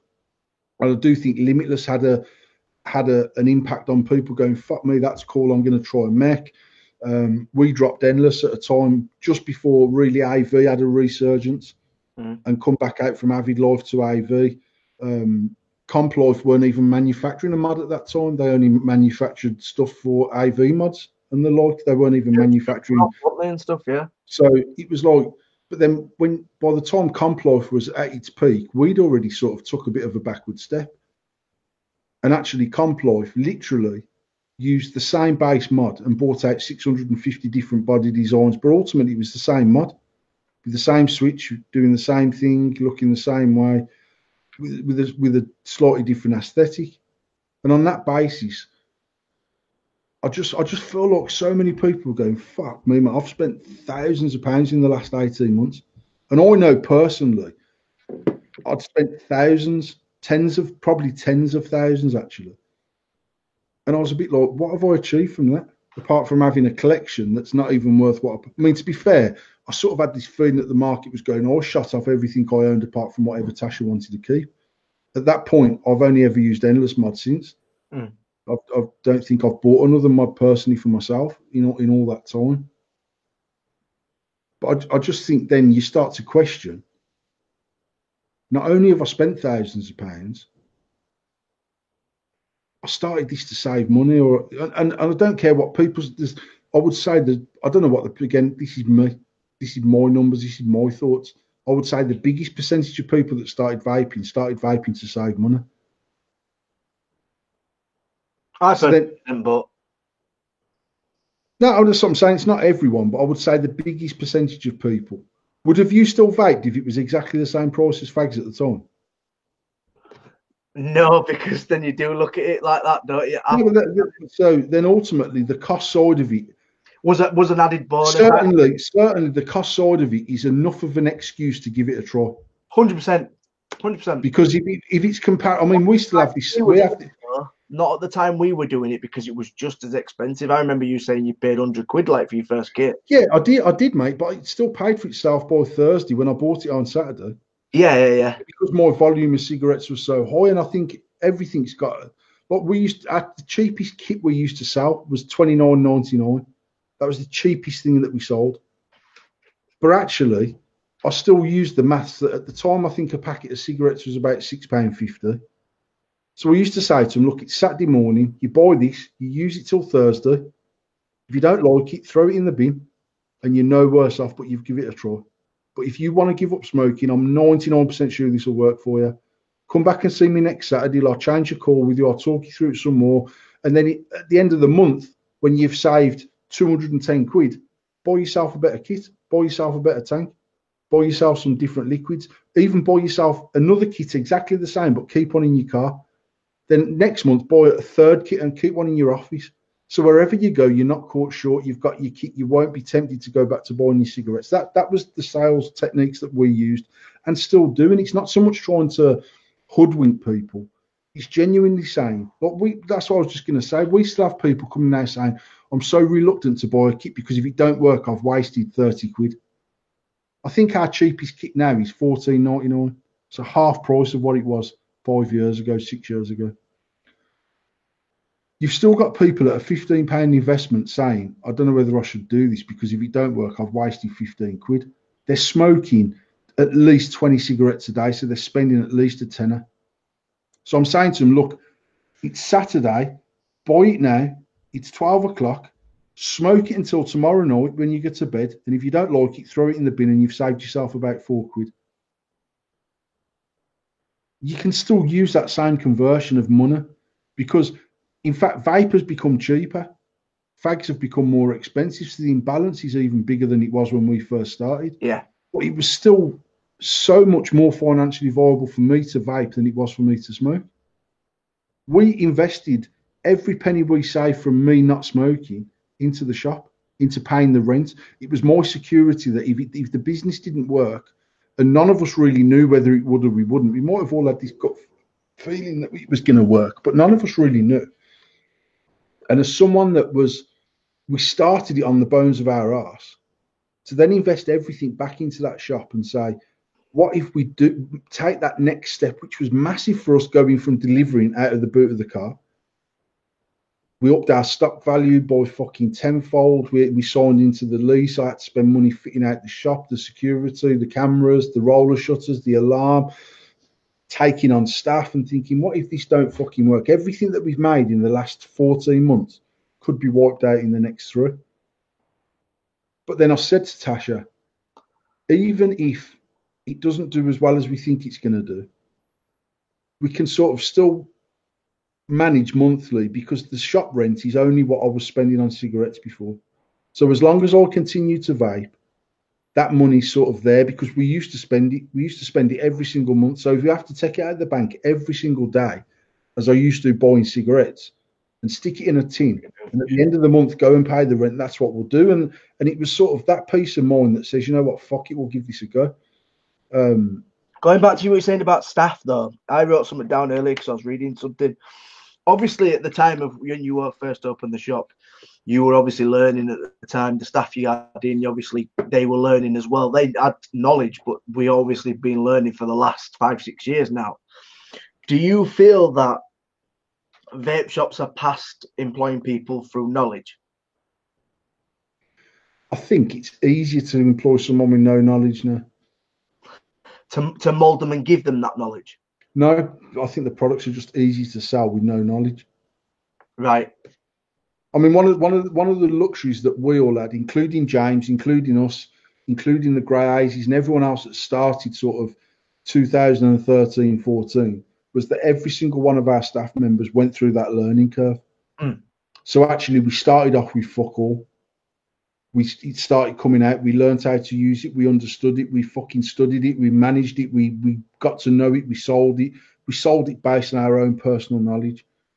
And then we were gifted with all these hobbies vapors that used to come into the vape shop that wanted to work in the vape shop. And Aaron Mills is a perfect example there. He's someone who's vaped. He's someone who's sponsored by Death Wish Mods, and he's a keen vapor, and he works for Evolution. So all the knowledge that he amassed over that time as a vapor has fell straight into James's hands as an employer, because Aaron will work in that shop with the passion that he vapes with. Now, that was needed 2 years ago. It's not so much needed now. You still need some knowledge in there. And one of the things we're doing as a business now is genuinely looking to construct our own training course for our staff to understand nic salts, which you know about because we've spoke about it, to fully understand Ohm's law, to fully understand everything about everything. So when someone comes in and says, I've heard about nic salts, what's the difference between freebase and nic salts? All of our staff can say, this is this, this is that, this does that, this does that. How do you smoke? How many do you smoke? What's your habit of smoking? Do you only go out and smoke at break times? You're allowed to smoke all day long. If you're only allowed to go out at break times, probably nic salts is what's right for you. You can get your nicotine levels up nice and quick. It can do what it's got to do. If you can vape all day long, freebase might be the way forward because you can maintain your nicotine levels and keep them up there all day. And it's just having that extra little bit of knowledge that I think is massively important to...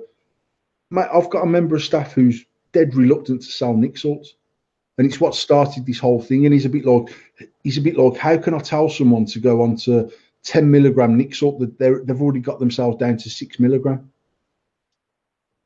And I'm like, it's different though, because you will not consume as much liquid. You just won't. You can't chong 20 milligram nic salt the same way I chong 12 milligram freebase. I just can't, because it knocks me shit out of me.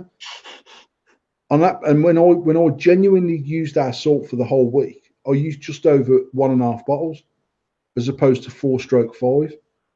So on that basis, although your intake of nicotine is higher per inhale, you amortize that over the course of the liquid you consume in the week, and I guarantee most people will use less nic salt. But again, when I sat down with the member of staff and said, look, you cannot not sell this product. It's a bit like saying, well, I don't like smock, so I'm not going to push that onto anyone. You need to get some Vaporesso, or whatever the equivalent might be. You need to get some Sigellium, man. At the end of the day, we're selling product that people buy. An issue that I have as a retailer is I feel like an arsehole selling someone the latest smock kit for 60 quid when I could sell them an Alien now for probably 40 quid. because it's in essence it's the same thing in a different coat. Mm. Whereas 4 years ago, everything that come out was something different on it. It was different. It weren't the same. It was a different chipset. It was a different manufacturer. It was a higher wattage. It was a higher wattage. It was a self-adjusting fucking 510s because they never used to be a thing. Mm. And it was like now pretty much Smock make mods that look different, but they perform nigh on the same. Their tanks, so many of their tanks take the same coils. Granted, there's 2 million different coils, but they take the same coil. So actually, all you're doing is buying a different jacket. I struggle with that. And actually, I shouldn't. I should just keep putting the stuff on the shelves and saying, "Oh, you need the latest Smock mod, mate." I feel like a cunt doing it now. And I'm a bit like, listen, if your mod's not broke, you don't need to change it.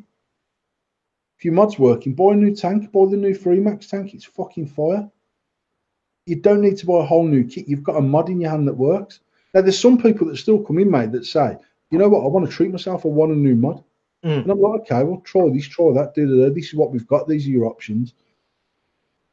But it's important that the staff understand what they're selling. It's important that the staff understand what the products do. It's important that they know the difference between Nick Salt and Freebase. It's important that we can explain that to a customer.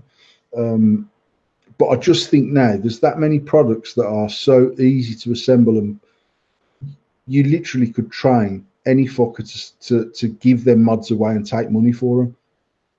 Because the reality is, Tom, if I go back 5 years ago, the only instructions we used to give out with our kits was instructions that I'd wrote out myself on a Word document and printed out and gave out with our kits. Nothing, not a fucking single thing come from China with an instruction manual in it. Not a thing. Nothing. Now you open an Aspire kit and it's got every instruction in every language to cover the whole of Europe, and it explains it from the start to the fucking end. And you can go through that book and you can set up your kit and you can understand it. Therefore, you can walk into my shop and say to me, I want to stop smoking. And I'll say, right, you want to sell us to? That's what you want, mate. The fucking banging. How do I work it? It's all in the instructions, chap. There you go. Give you fucking 50 quid. I'm out of there. But actually, we still, and I know there's lots of vape shops that still do this. I'm not claiming that we're the only people in the world to sit down with the customer and explain how the kit works. The point that I'm making is there's less and less onerous on the employers to make sure that the person in the shop is of great knowledge, unless their shop is specifically about sub-ohm vaping. And even then, more mech, because even sub-ohm vaping, you can always say, there's your mod, there's your tank. You can put any coil you like in at all this range. This one does this one does that, but it's safe. You can't do that with a mech mod. So you still need some knowledge. But if you look at the way Big Pharma ultimately will push this industry, it's just about shotting off mouth to lung kits, mouth to lung kits, mouth to lung kits. Mr. Billy Webb, you legend. And on that basis, you don't need the same knowledge in the vape shop. Now, for me personally, as an employer, it's important that more staff understand what we sell, how it works, and how it can benefit the end user, and why they don't need to spend 70 quid on a fucking sub-ohm kit when they can spend 22.99 on a mouth to lung kit. And it will give them a better experience of not smoking cigarettes than chuffing out big fucking strawberry milkshake clouds. And it still is. It's massively important to me to do that, massively. And more because we get such a fallout of other shops that are within our area where they come and go, fucking, I feel like that cunt's mugged me right off down there. I don't want our customers going into other shops saying, oh, they fucking mugged me off at Shades. Now, I'm sure that there's people that do that, because there's people that come into my shop saying, fucking Evolution, a bunch of wankers, Grey Asia, a bunch of cunts, Smokey Joe's up the road's a fucking prick. And I'm sure them same people go around them same shops saying, fucking hate Shades, man, fucking whatever. There's always going to be that level of customer. I'm not on about them. I'm just on about generally where people come into us as a sort of newbie saying, fucking hell, I bought this device 3 weeks ago from the shop down there and I'm still smoking. And I'm like, mate, why the fuck did you buy sub-ohm? What sub-ohm? They don't know. They don't know there's a difference. On that basis, they've not been given the right knowledge when they bought the kit. Someone's just gone, oh, this cunt's in for 80 quid here. I'm having him. 80 quid, bam, ring it through the till, set the 80 quid on the day's takings. I ain't about that life, mate. I'd rather have 30 quid off him this week and have 10 quid off him every fucking week thereafter for the rest of the year. To be fair, Smokey Joe's is a prick. There you go. So my wife, man, being controversial on the live feed. I have to agree with that. He's a fucking cock. But I didn't really want to go down that route. You know what I mean? I was trying to be very professional. No, you know what? So again, you're coming up to whatever. You've been with us more than 2 years, and actually, you know that we're not just about taking money off people. No. And the people that say we're a bunch of arseholes are the people that we've decided their stuff isn't broken because it's fucked, because it's shit. It's broken because they've misused it. Then we're always going to be a cunt. I can live with that, mate. I don't particularly want to sell products to someone that expects me to fund their fucking stupidity. In the last 2 years, hand on heart, I could probably count probably 5 or 6 returns where every time it's been someone being hardy with the product. I've never really had an issue from us, and that's the God's honest truth, and that's to do with people being hardy and not appreciating shit they've got and whatnot. So that's my knowing that whenever I've had an issue with the return, it's been somebody being hardy, and we will turn around. And that's when you get the slanderous on Facebook and people going, "Don't fucking deal with them," because you've been told the truth, and people don't like the truth. And before, mate, I went through a stage where when we first dropped the product, and I'll be absolutely honest about this, our first batches from the very first manufacturer were better than the first batches from the second manufacturer. So when we went through that change of manufacturing, we did have any issue whatsoever. I never questioned it with no one, because actually there was things on them mods that I weren't 100% happy with, and we were working as fast as we could to put it right. So if someone phoned up and said, "This has happened," I didn't even question it. I didn't get them to send the part back to me. Give me your address and we'll send it out. Now, it doesn't take long for that mentality of customer service to spread. Then you've got people going, "Fucking, I can't believe it, man. I've fucking come in the door tonight. I've dropped my fucking endless mod on the floor and it's fucked." And someone's going, "Just phone him, mate. He just fucking swaps them out. He don't even fucking ask you for the old one." I've sent people mods without even asking for the old mod to be sent back, because by the time I paid his postage to send it out and fuck about and do, you know what, have a mod, it's on us, and keep the old one for bits of spares if you can keep any spares off it. But very quickly people go, "Yeah, just fucking use and abuse endless, mate. Speak to Paul, message Paul directly, he'll fucking swap it out for you." And when you start saying to him, "Have you got the order number off the internet?" "Oh, I didn't order it off the internet. I bought it on a trade off UK fucking vape trades." "So what are you messaging me for then, mate? You need to speak to fucking the geezer you bought it off for fucking 17 quid or whatever you paid for it." "Nah, but when I got it off him, it was fucked." "Well, what the fuck are you telling me for?" I meant to do with that, yeah. Do you know what I mean? And actually, it was only because when I had confidence that what we were selling was of good standard, and it worked, and it weren't just breaking for the. And it's like this whole thing about threads on the dirty mods, and people going, "Oh, the fucking threads are shit." You put any mod made of aluminium stacked with two 26 650s in and drop it on its side and tell me it's not going to fuck the threads up, because it will. And it'll happen on my endo. I've got an endo that's aluminium, and if I dropped it and it hits it hits down on the 510 end first, it's going to fuck something up. Simple as. Now, for me then to message HDNE and say, "Mate, you fucking aluminium shit," knowing that I've dropped the cunt 7 foot, and the only dirty mod I've ever had that the thread's gone on is one that some wanker dropped at Expo. Yeah, painted one. In Manchester, they knocked it over. Yeah, and it fell onto the floor off the cabinet, and the cunt picked it back up and slipped it back on there and fucked off. And even then, we managed to get it back on there. It was okay. So I've never ever in all my time been able to twist an aluminium dirty mod past its breaking point on the thread. Never. I've tried, and when we had the first 2 back, I tried my hardest to over tighten it, and the only way I ever got one to go was actually by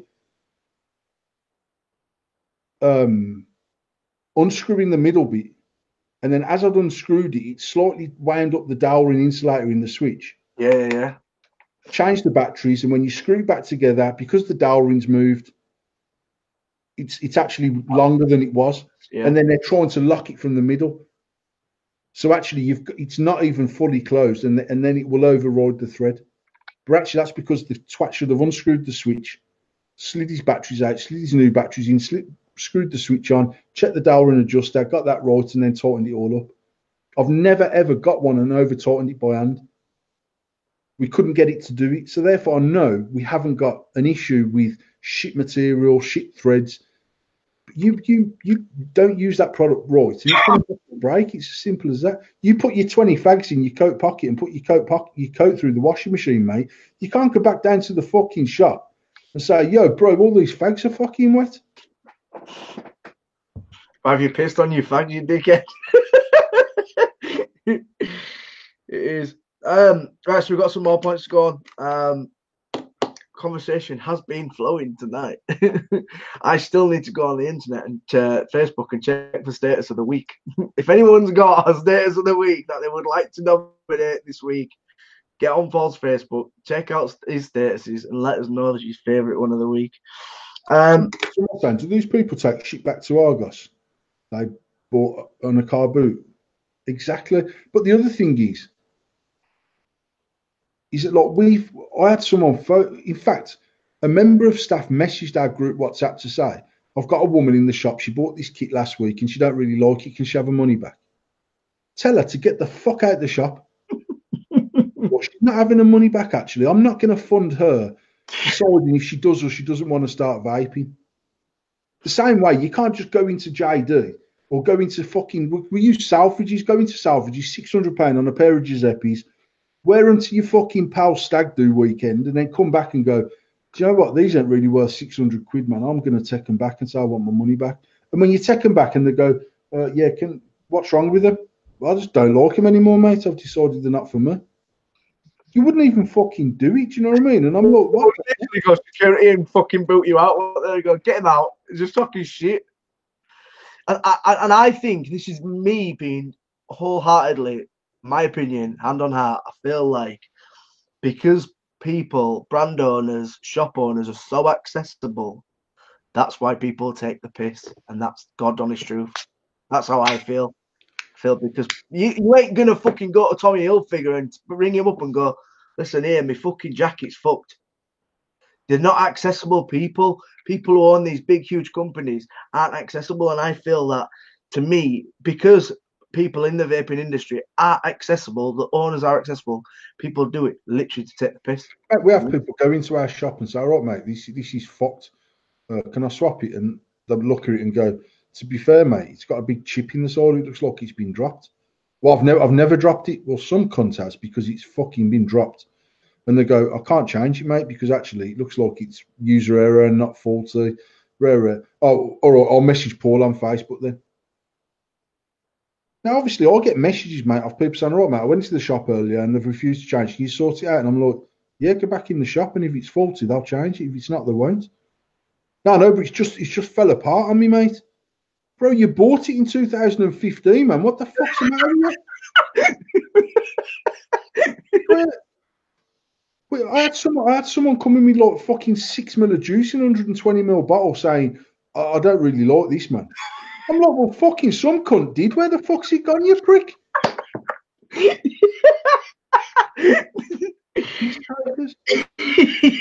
that said, Tom, if someone comes into our shop and it's faulty, I'll change it with no receipt.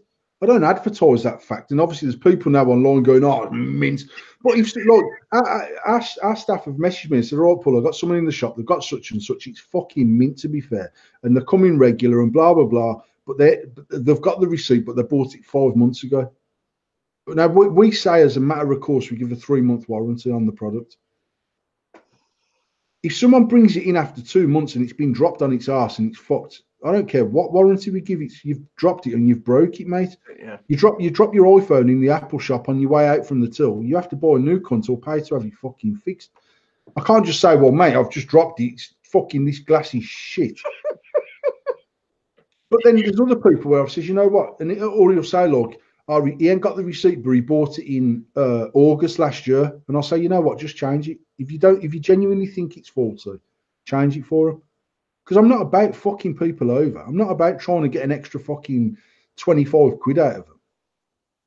a business is worth more to me than £125 refund. Do you know what I mean? It makes no odds to me. But when I get someone who's coming, mate, we've had people coming in recently. We've had this mad spout of people coming in to buy mods that fire down to 7 watts because they're buying THC cartridges from somewhere local to the Yardley shop. I don't even know who's selling them, genuinely. I don't think it's a vape shop. It's someone who's specialising in selling THC. But because they're basically buying the shittiest tank they can from China. They're putting 2 ml of liquid in it and shotting these things out at 25 quid a pop for 2 ml of liquid. Fucking hell.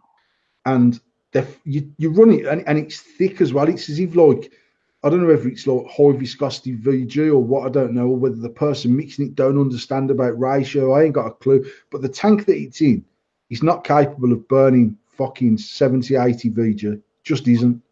So you run it at 12, 14 watts and it's burning the coil out before the tank's emptied. And these tanks, they're refillable, but you can't change the coil in them. Mm. So whoever's selling them saying, now you need something that runs at about 7 watts. Now, a lot of the new mods won't go down to 7 watts, but we've got some. I've been out and bought E-Leaf Stick 20s just for that. And then you've got people going, right, mate, yeah, I bought this for these THC things, right, and I've decided I'm not going to smoke it. Can I have my money back for the mod? No, you prick. That's like saying you've bought a set of alloy wheels for a car that you've decided you don't want. You're going to take the fucking wheels back. It's just fucking crazy. It's fucking. Then this leads me on to another point I had to say. Do you feel like CBD is now being accepted into vaping? I think it's been accepted by people who are desperate to make an extra few quid in the vape shop. For me personally, it don't sit right with me. Mm. If someone can sell a CBD liquid that can be vaped in the tank that we sell on a mod that we sell, happily sell CBD. I'm not going to have jars of fucking weed on my counter. I'm not going to have a shelf with bath bombs on. I'm not going to sell fucking coffee and shampoo and CBD fizzy pop. It's not what we are. It's not what we are, mate. It's just not what we do. And for me, it just don't sit right with me.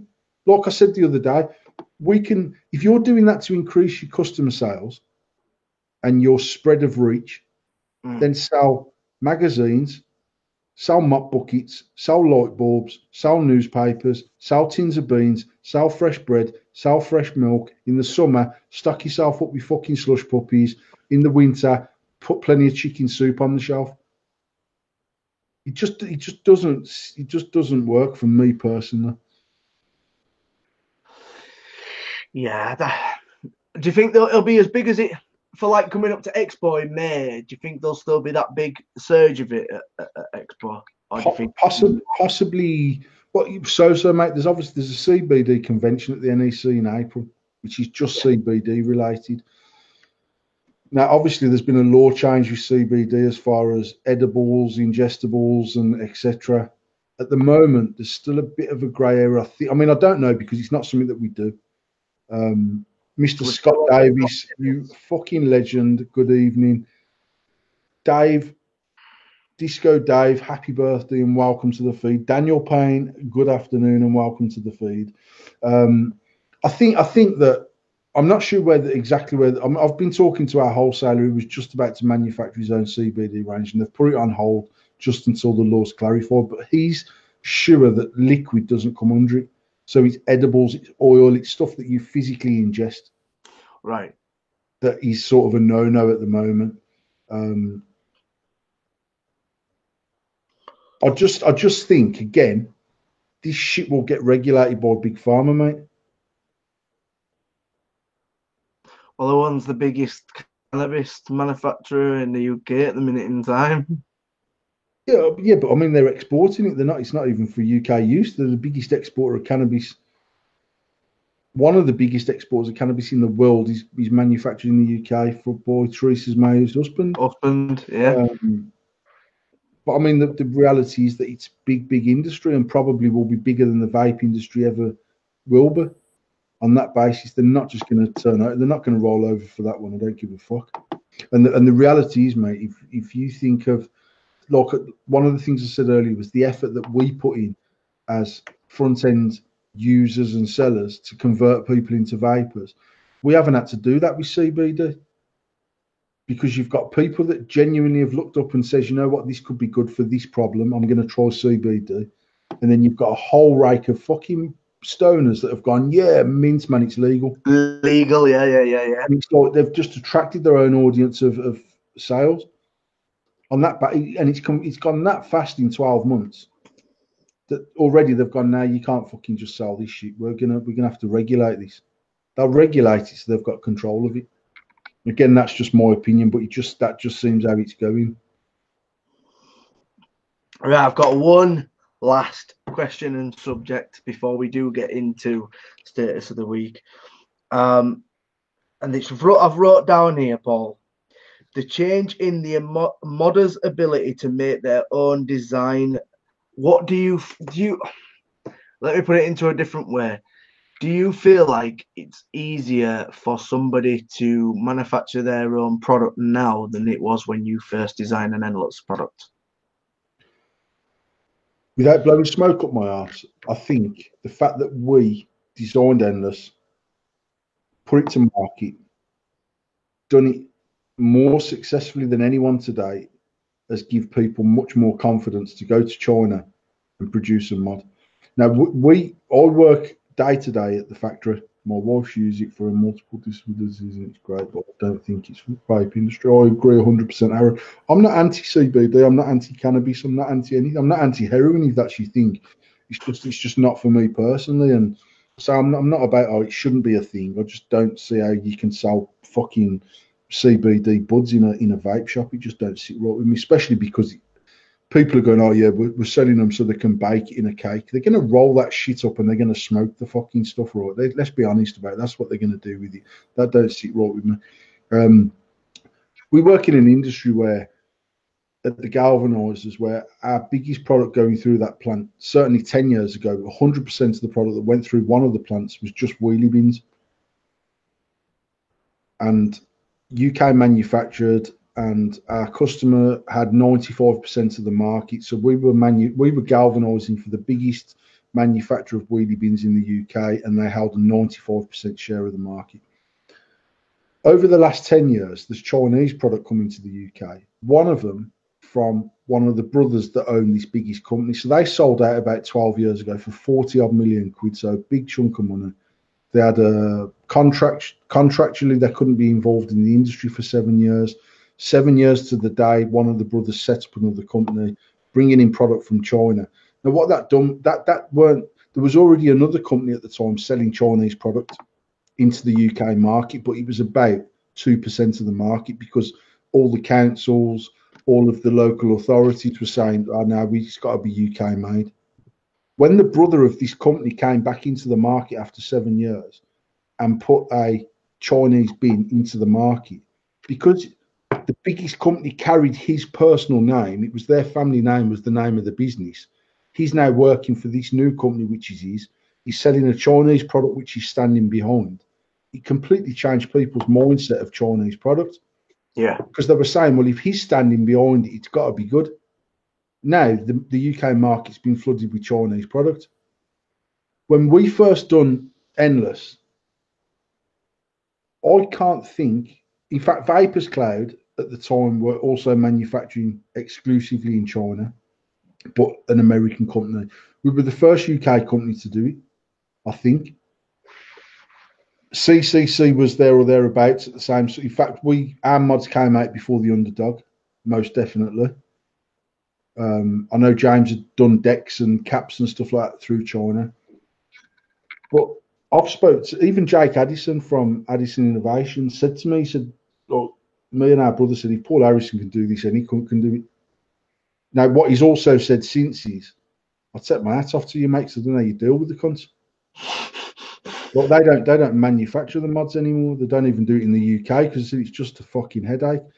But I know Taz at Grey Hayes came up to me at an expo a couple of years ago and said, mate, I'll take my hat off to you because we tried to do this 3 years ago and just failed miserably. And I think because we done it and because Endless, whether you like it or whether you don't, people know it. Most people know an Endless mod. So we've done something, and I can walk around my head out knowing that we changed that particular market, and I believe that we did. I believe our price points at the time turned shit on its head. And he's probably accountable for the situation we're in now, where all these Chinese companies have flooded the world with their product. Because you look how many companies started making their own authentic after manufacturing clone. So you've got the likes of Pro, Tobacco, all them companies, Watofo, all of them manufacturing clone and then started going authentic. But actually, none of them took a real hold until there was more Chinese product in the market. And then people started to say, you know what? They're actually not that bad at making stuff. And then there's other big companies that have gone to China since. There's companies claiming to be UK made that are manufacturing parts in China. Truth. There's companies in America manufacturing in China claiming to be American made. And I'm just like, one thing we've never done is lied about what we've done.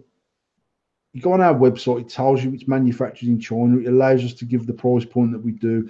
It's what we've done. I was always honest about it. We assembled the first 10,000 mods that come into the UK in our shop. So we bought it in parts, we assembled it, and we've done that so we could check for quality, because I had this massive reservation about quality. Legally, we could have claimed UK made. I didn't do that because I didn't want to. I didn't want to ever be seen to be trying to deceive people that we were manufacturing in the UK, but we could have claimed UK made. Not UK manufactured, but UK made. That's all it needs on the box. A St. George flag, made in England. And everyone goes, fucking hell, fair play to Paul. Yeah, same as Death Wish. The Death Wish should obviously Chinese manufacture, but Max has never made no bones about it. He's never pretended it's manufactured in Canada or in America or whatever. It's made in China. Yeah. And for me, whether you like me, whether you don't, whether you like our products, whether you don't, I've just always been straight with people. You get what you pay for, and hopefully a little bit more than what you pay for.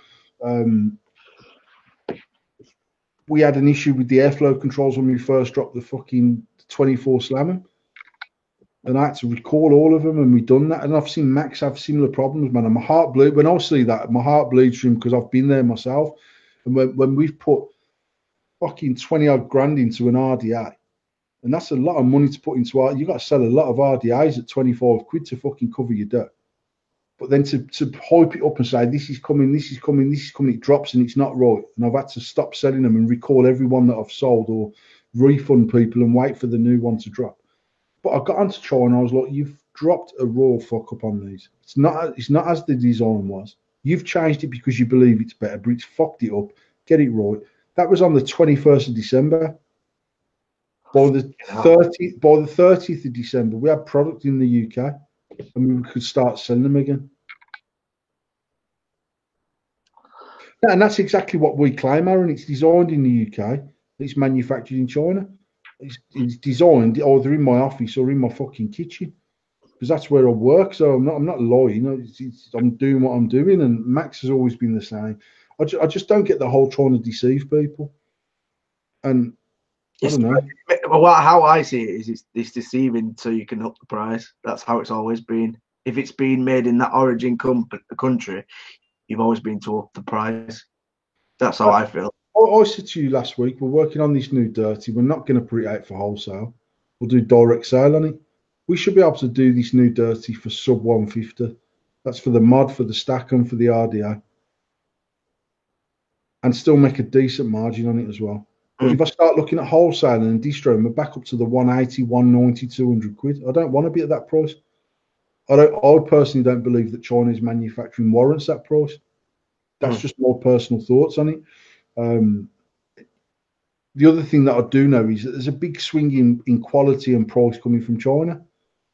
We mate, at our peak, we spent £250,000 in a year with China.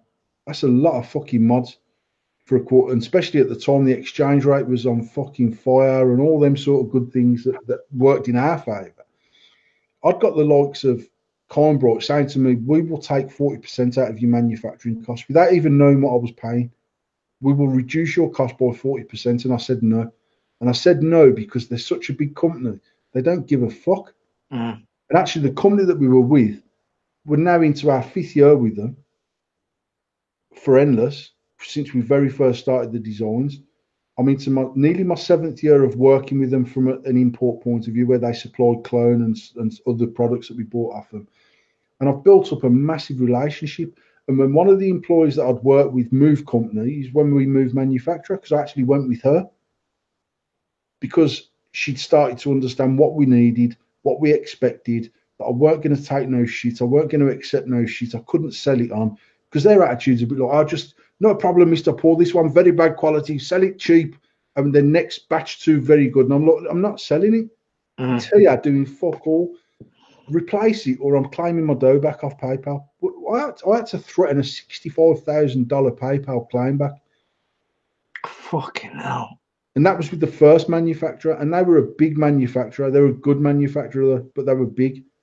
And it was, and I'll continue to pay through PayPal and pay my fees and get a shit exchange rate because I knew one day I'd be faced with this situation where we started off ordering 12 grand's worth of stuff, 20 grand's worth of stuff, 30 grand's worth of stuff, 60 grand's worth of one type of mod, 70 grand's worth of another type of mod, 20 odd grand into a fucking RDA. And it's like, when I phone them up and say, these mods ain't right, there's something, the fucking threads ain't right, they're not the same, you've made the fucking depth of the switch is not as long as it was on the batch 1. And they're like, well, it is what it is. You fucking ain't, mate. And I put my claim in. And straight away, they're like, listen, pull the claim, we'll get it sorted, we'll get the product done, and they sort it out. But if I'd have sent them a bank transfer for fucking 60 odd grand, I'd have been fucked, mate, because they don't give a single shit. Yeah.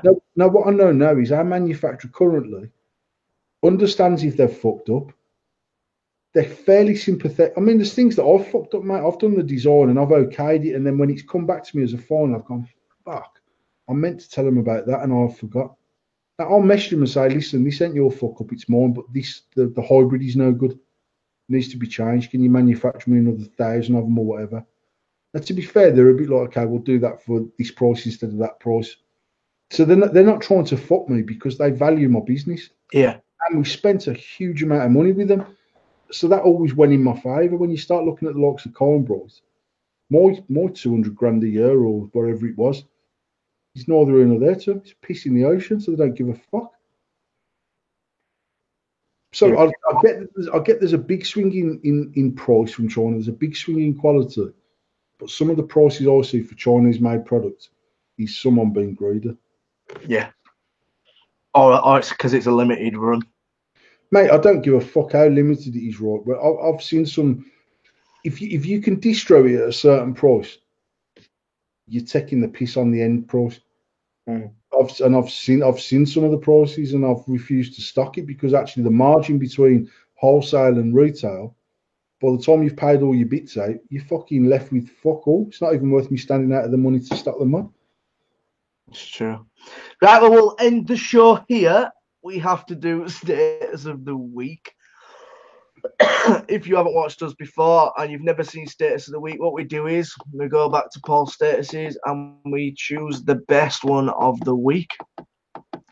Paul's obviously been poorly, so he's not been on his A game, but there was a status which wasn't offensive. Wasn't slagging somebody off. This status was wholeheartedly the truth, and I want to know the answer behind the status. And the status was, fucking hell, it's just gone off my screen. And it was, come on.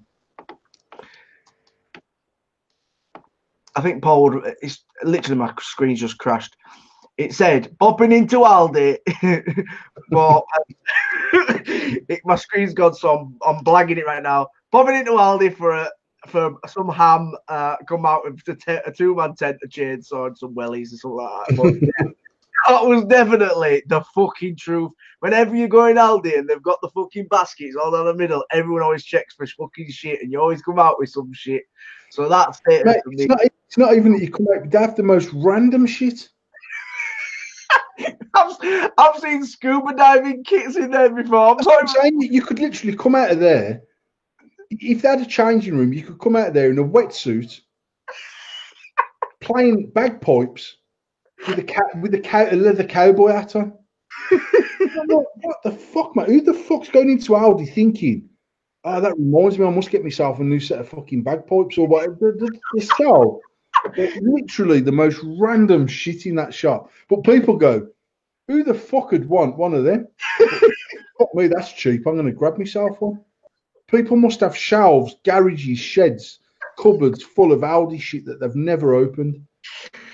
Don't they have every single tool that you fucking can imagine, though? Always. They've always got them fucking chopping boards. That's real shitty there, mate. The question is, did you really buy the 2 months? I didn't buy none of it actually. So, someone on my own friends list had got a post up saying, anyone got a chainsaw I can borrow? And I says, fucking get yourself down to Aldi. They've probably got them in there. And then I was just thinking, you know what? There's people, I see people coming out of Aldi with shit, and I'm like, you're never ever going to use that. What the fuck does a 72-year-old woman want with the fucking wood routing kit? What the fuck are you planning on doing with that, love? Making your own fucking stair spindles or something, you mad woman. It is true. Well, thank you ever so much for joining us, Paul. As always, it's a pleasure. We always get into some fun. Paul, you can end Facebook, I'll end Google. So, guys, if you've enjoyed the show, if you've watched it on either platform, let us know which one you want us to stay on. If you like this sort of different views, different shots, doing it on both platforms, let us know. Paul doesn't like Aldi crisps for the record. I know this, clone crisps. And we'll see you. That was our best year. Financially, it was our best year, man. And I got fucking clone Chris in my cupboard, and I was like, "What the fuck's going on?" I'm in safe vapors, don't you know, man? And I've got fucking cheap stuff instead of Quavers. What the fuck's going on, you like? Right, well, I'm going to Facebook. Everyone who's tuned in on both platforms, thank you very much. Everyone who's joining on the chat, Aaron Mills in particular, who's been here from the start and he's been chipping in and doing and whatever. It's appreciated because obviously it makes the show a little bit better if we get some interaction off you guys. Everyone who always religiously joins us on YouTube week in, week out, Pixie, Carl, Nikki, Adam, Neil, all them other people. Anyone that I've forgot, I apologise. Adam Rayner. There's people that come on that show every week, and we've never been about big numbers. We've never been about, well, we need 200 viewers. We're not about using the best technology. It's more about just having a laugh and a joke. It's not about thrusting our products down your neck. It's not about endless, that shady vaping, this shady vaping, that, going by Build and Wire and AF Mods, although I've just plugged all 4 of the brands right there. But I mean, the show isn't about that. The show's just about people joining in. We talk about what we want to talk about. If there's something current, we'll talk about it. If we've got a new product, clearly we'll talk about it. But it literally is. And can you say good night to your beautiful wife, please? Good night, sexy. Sweet dreams.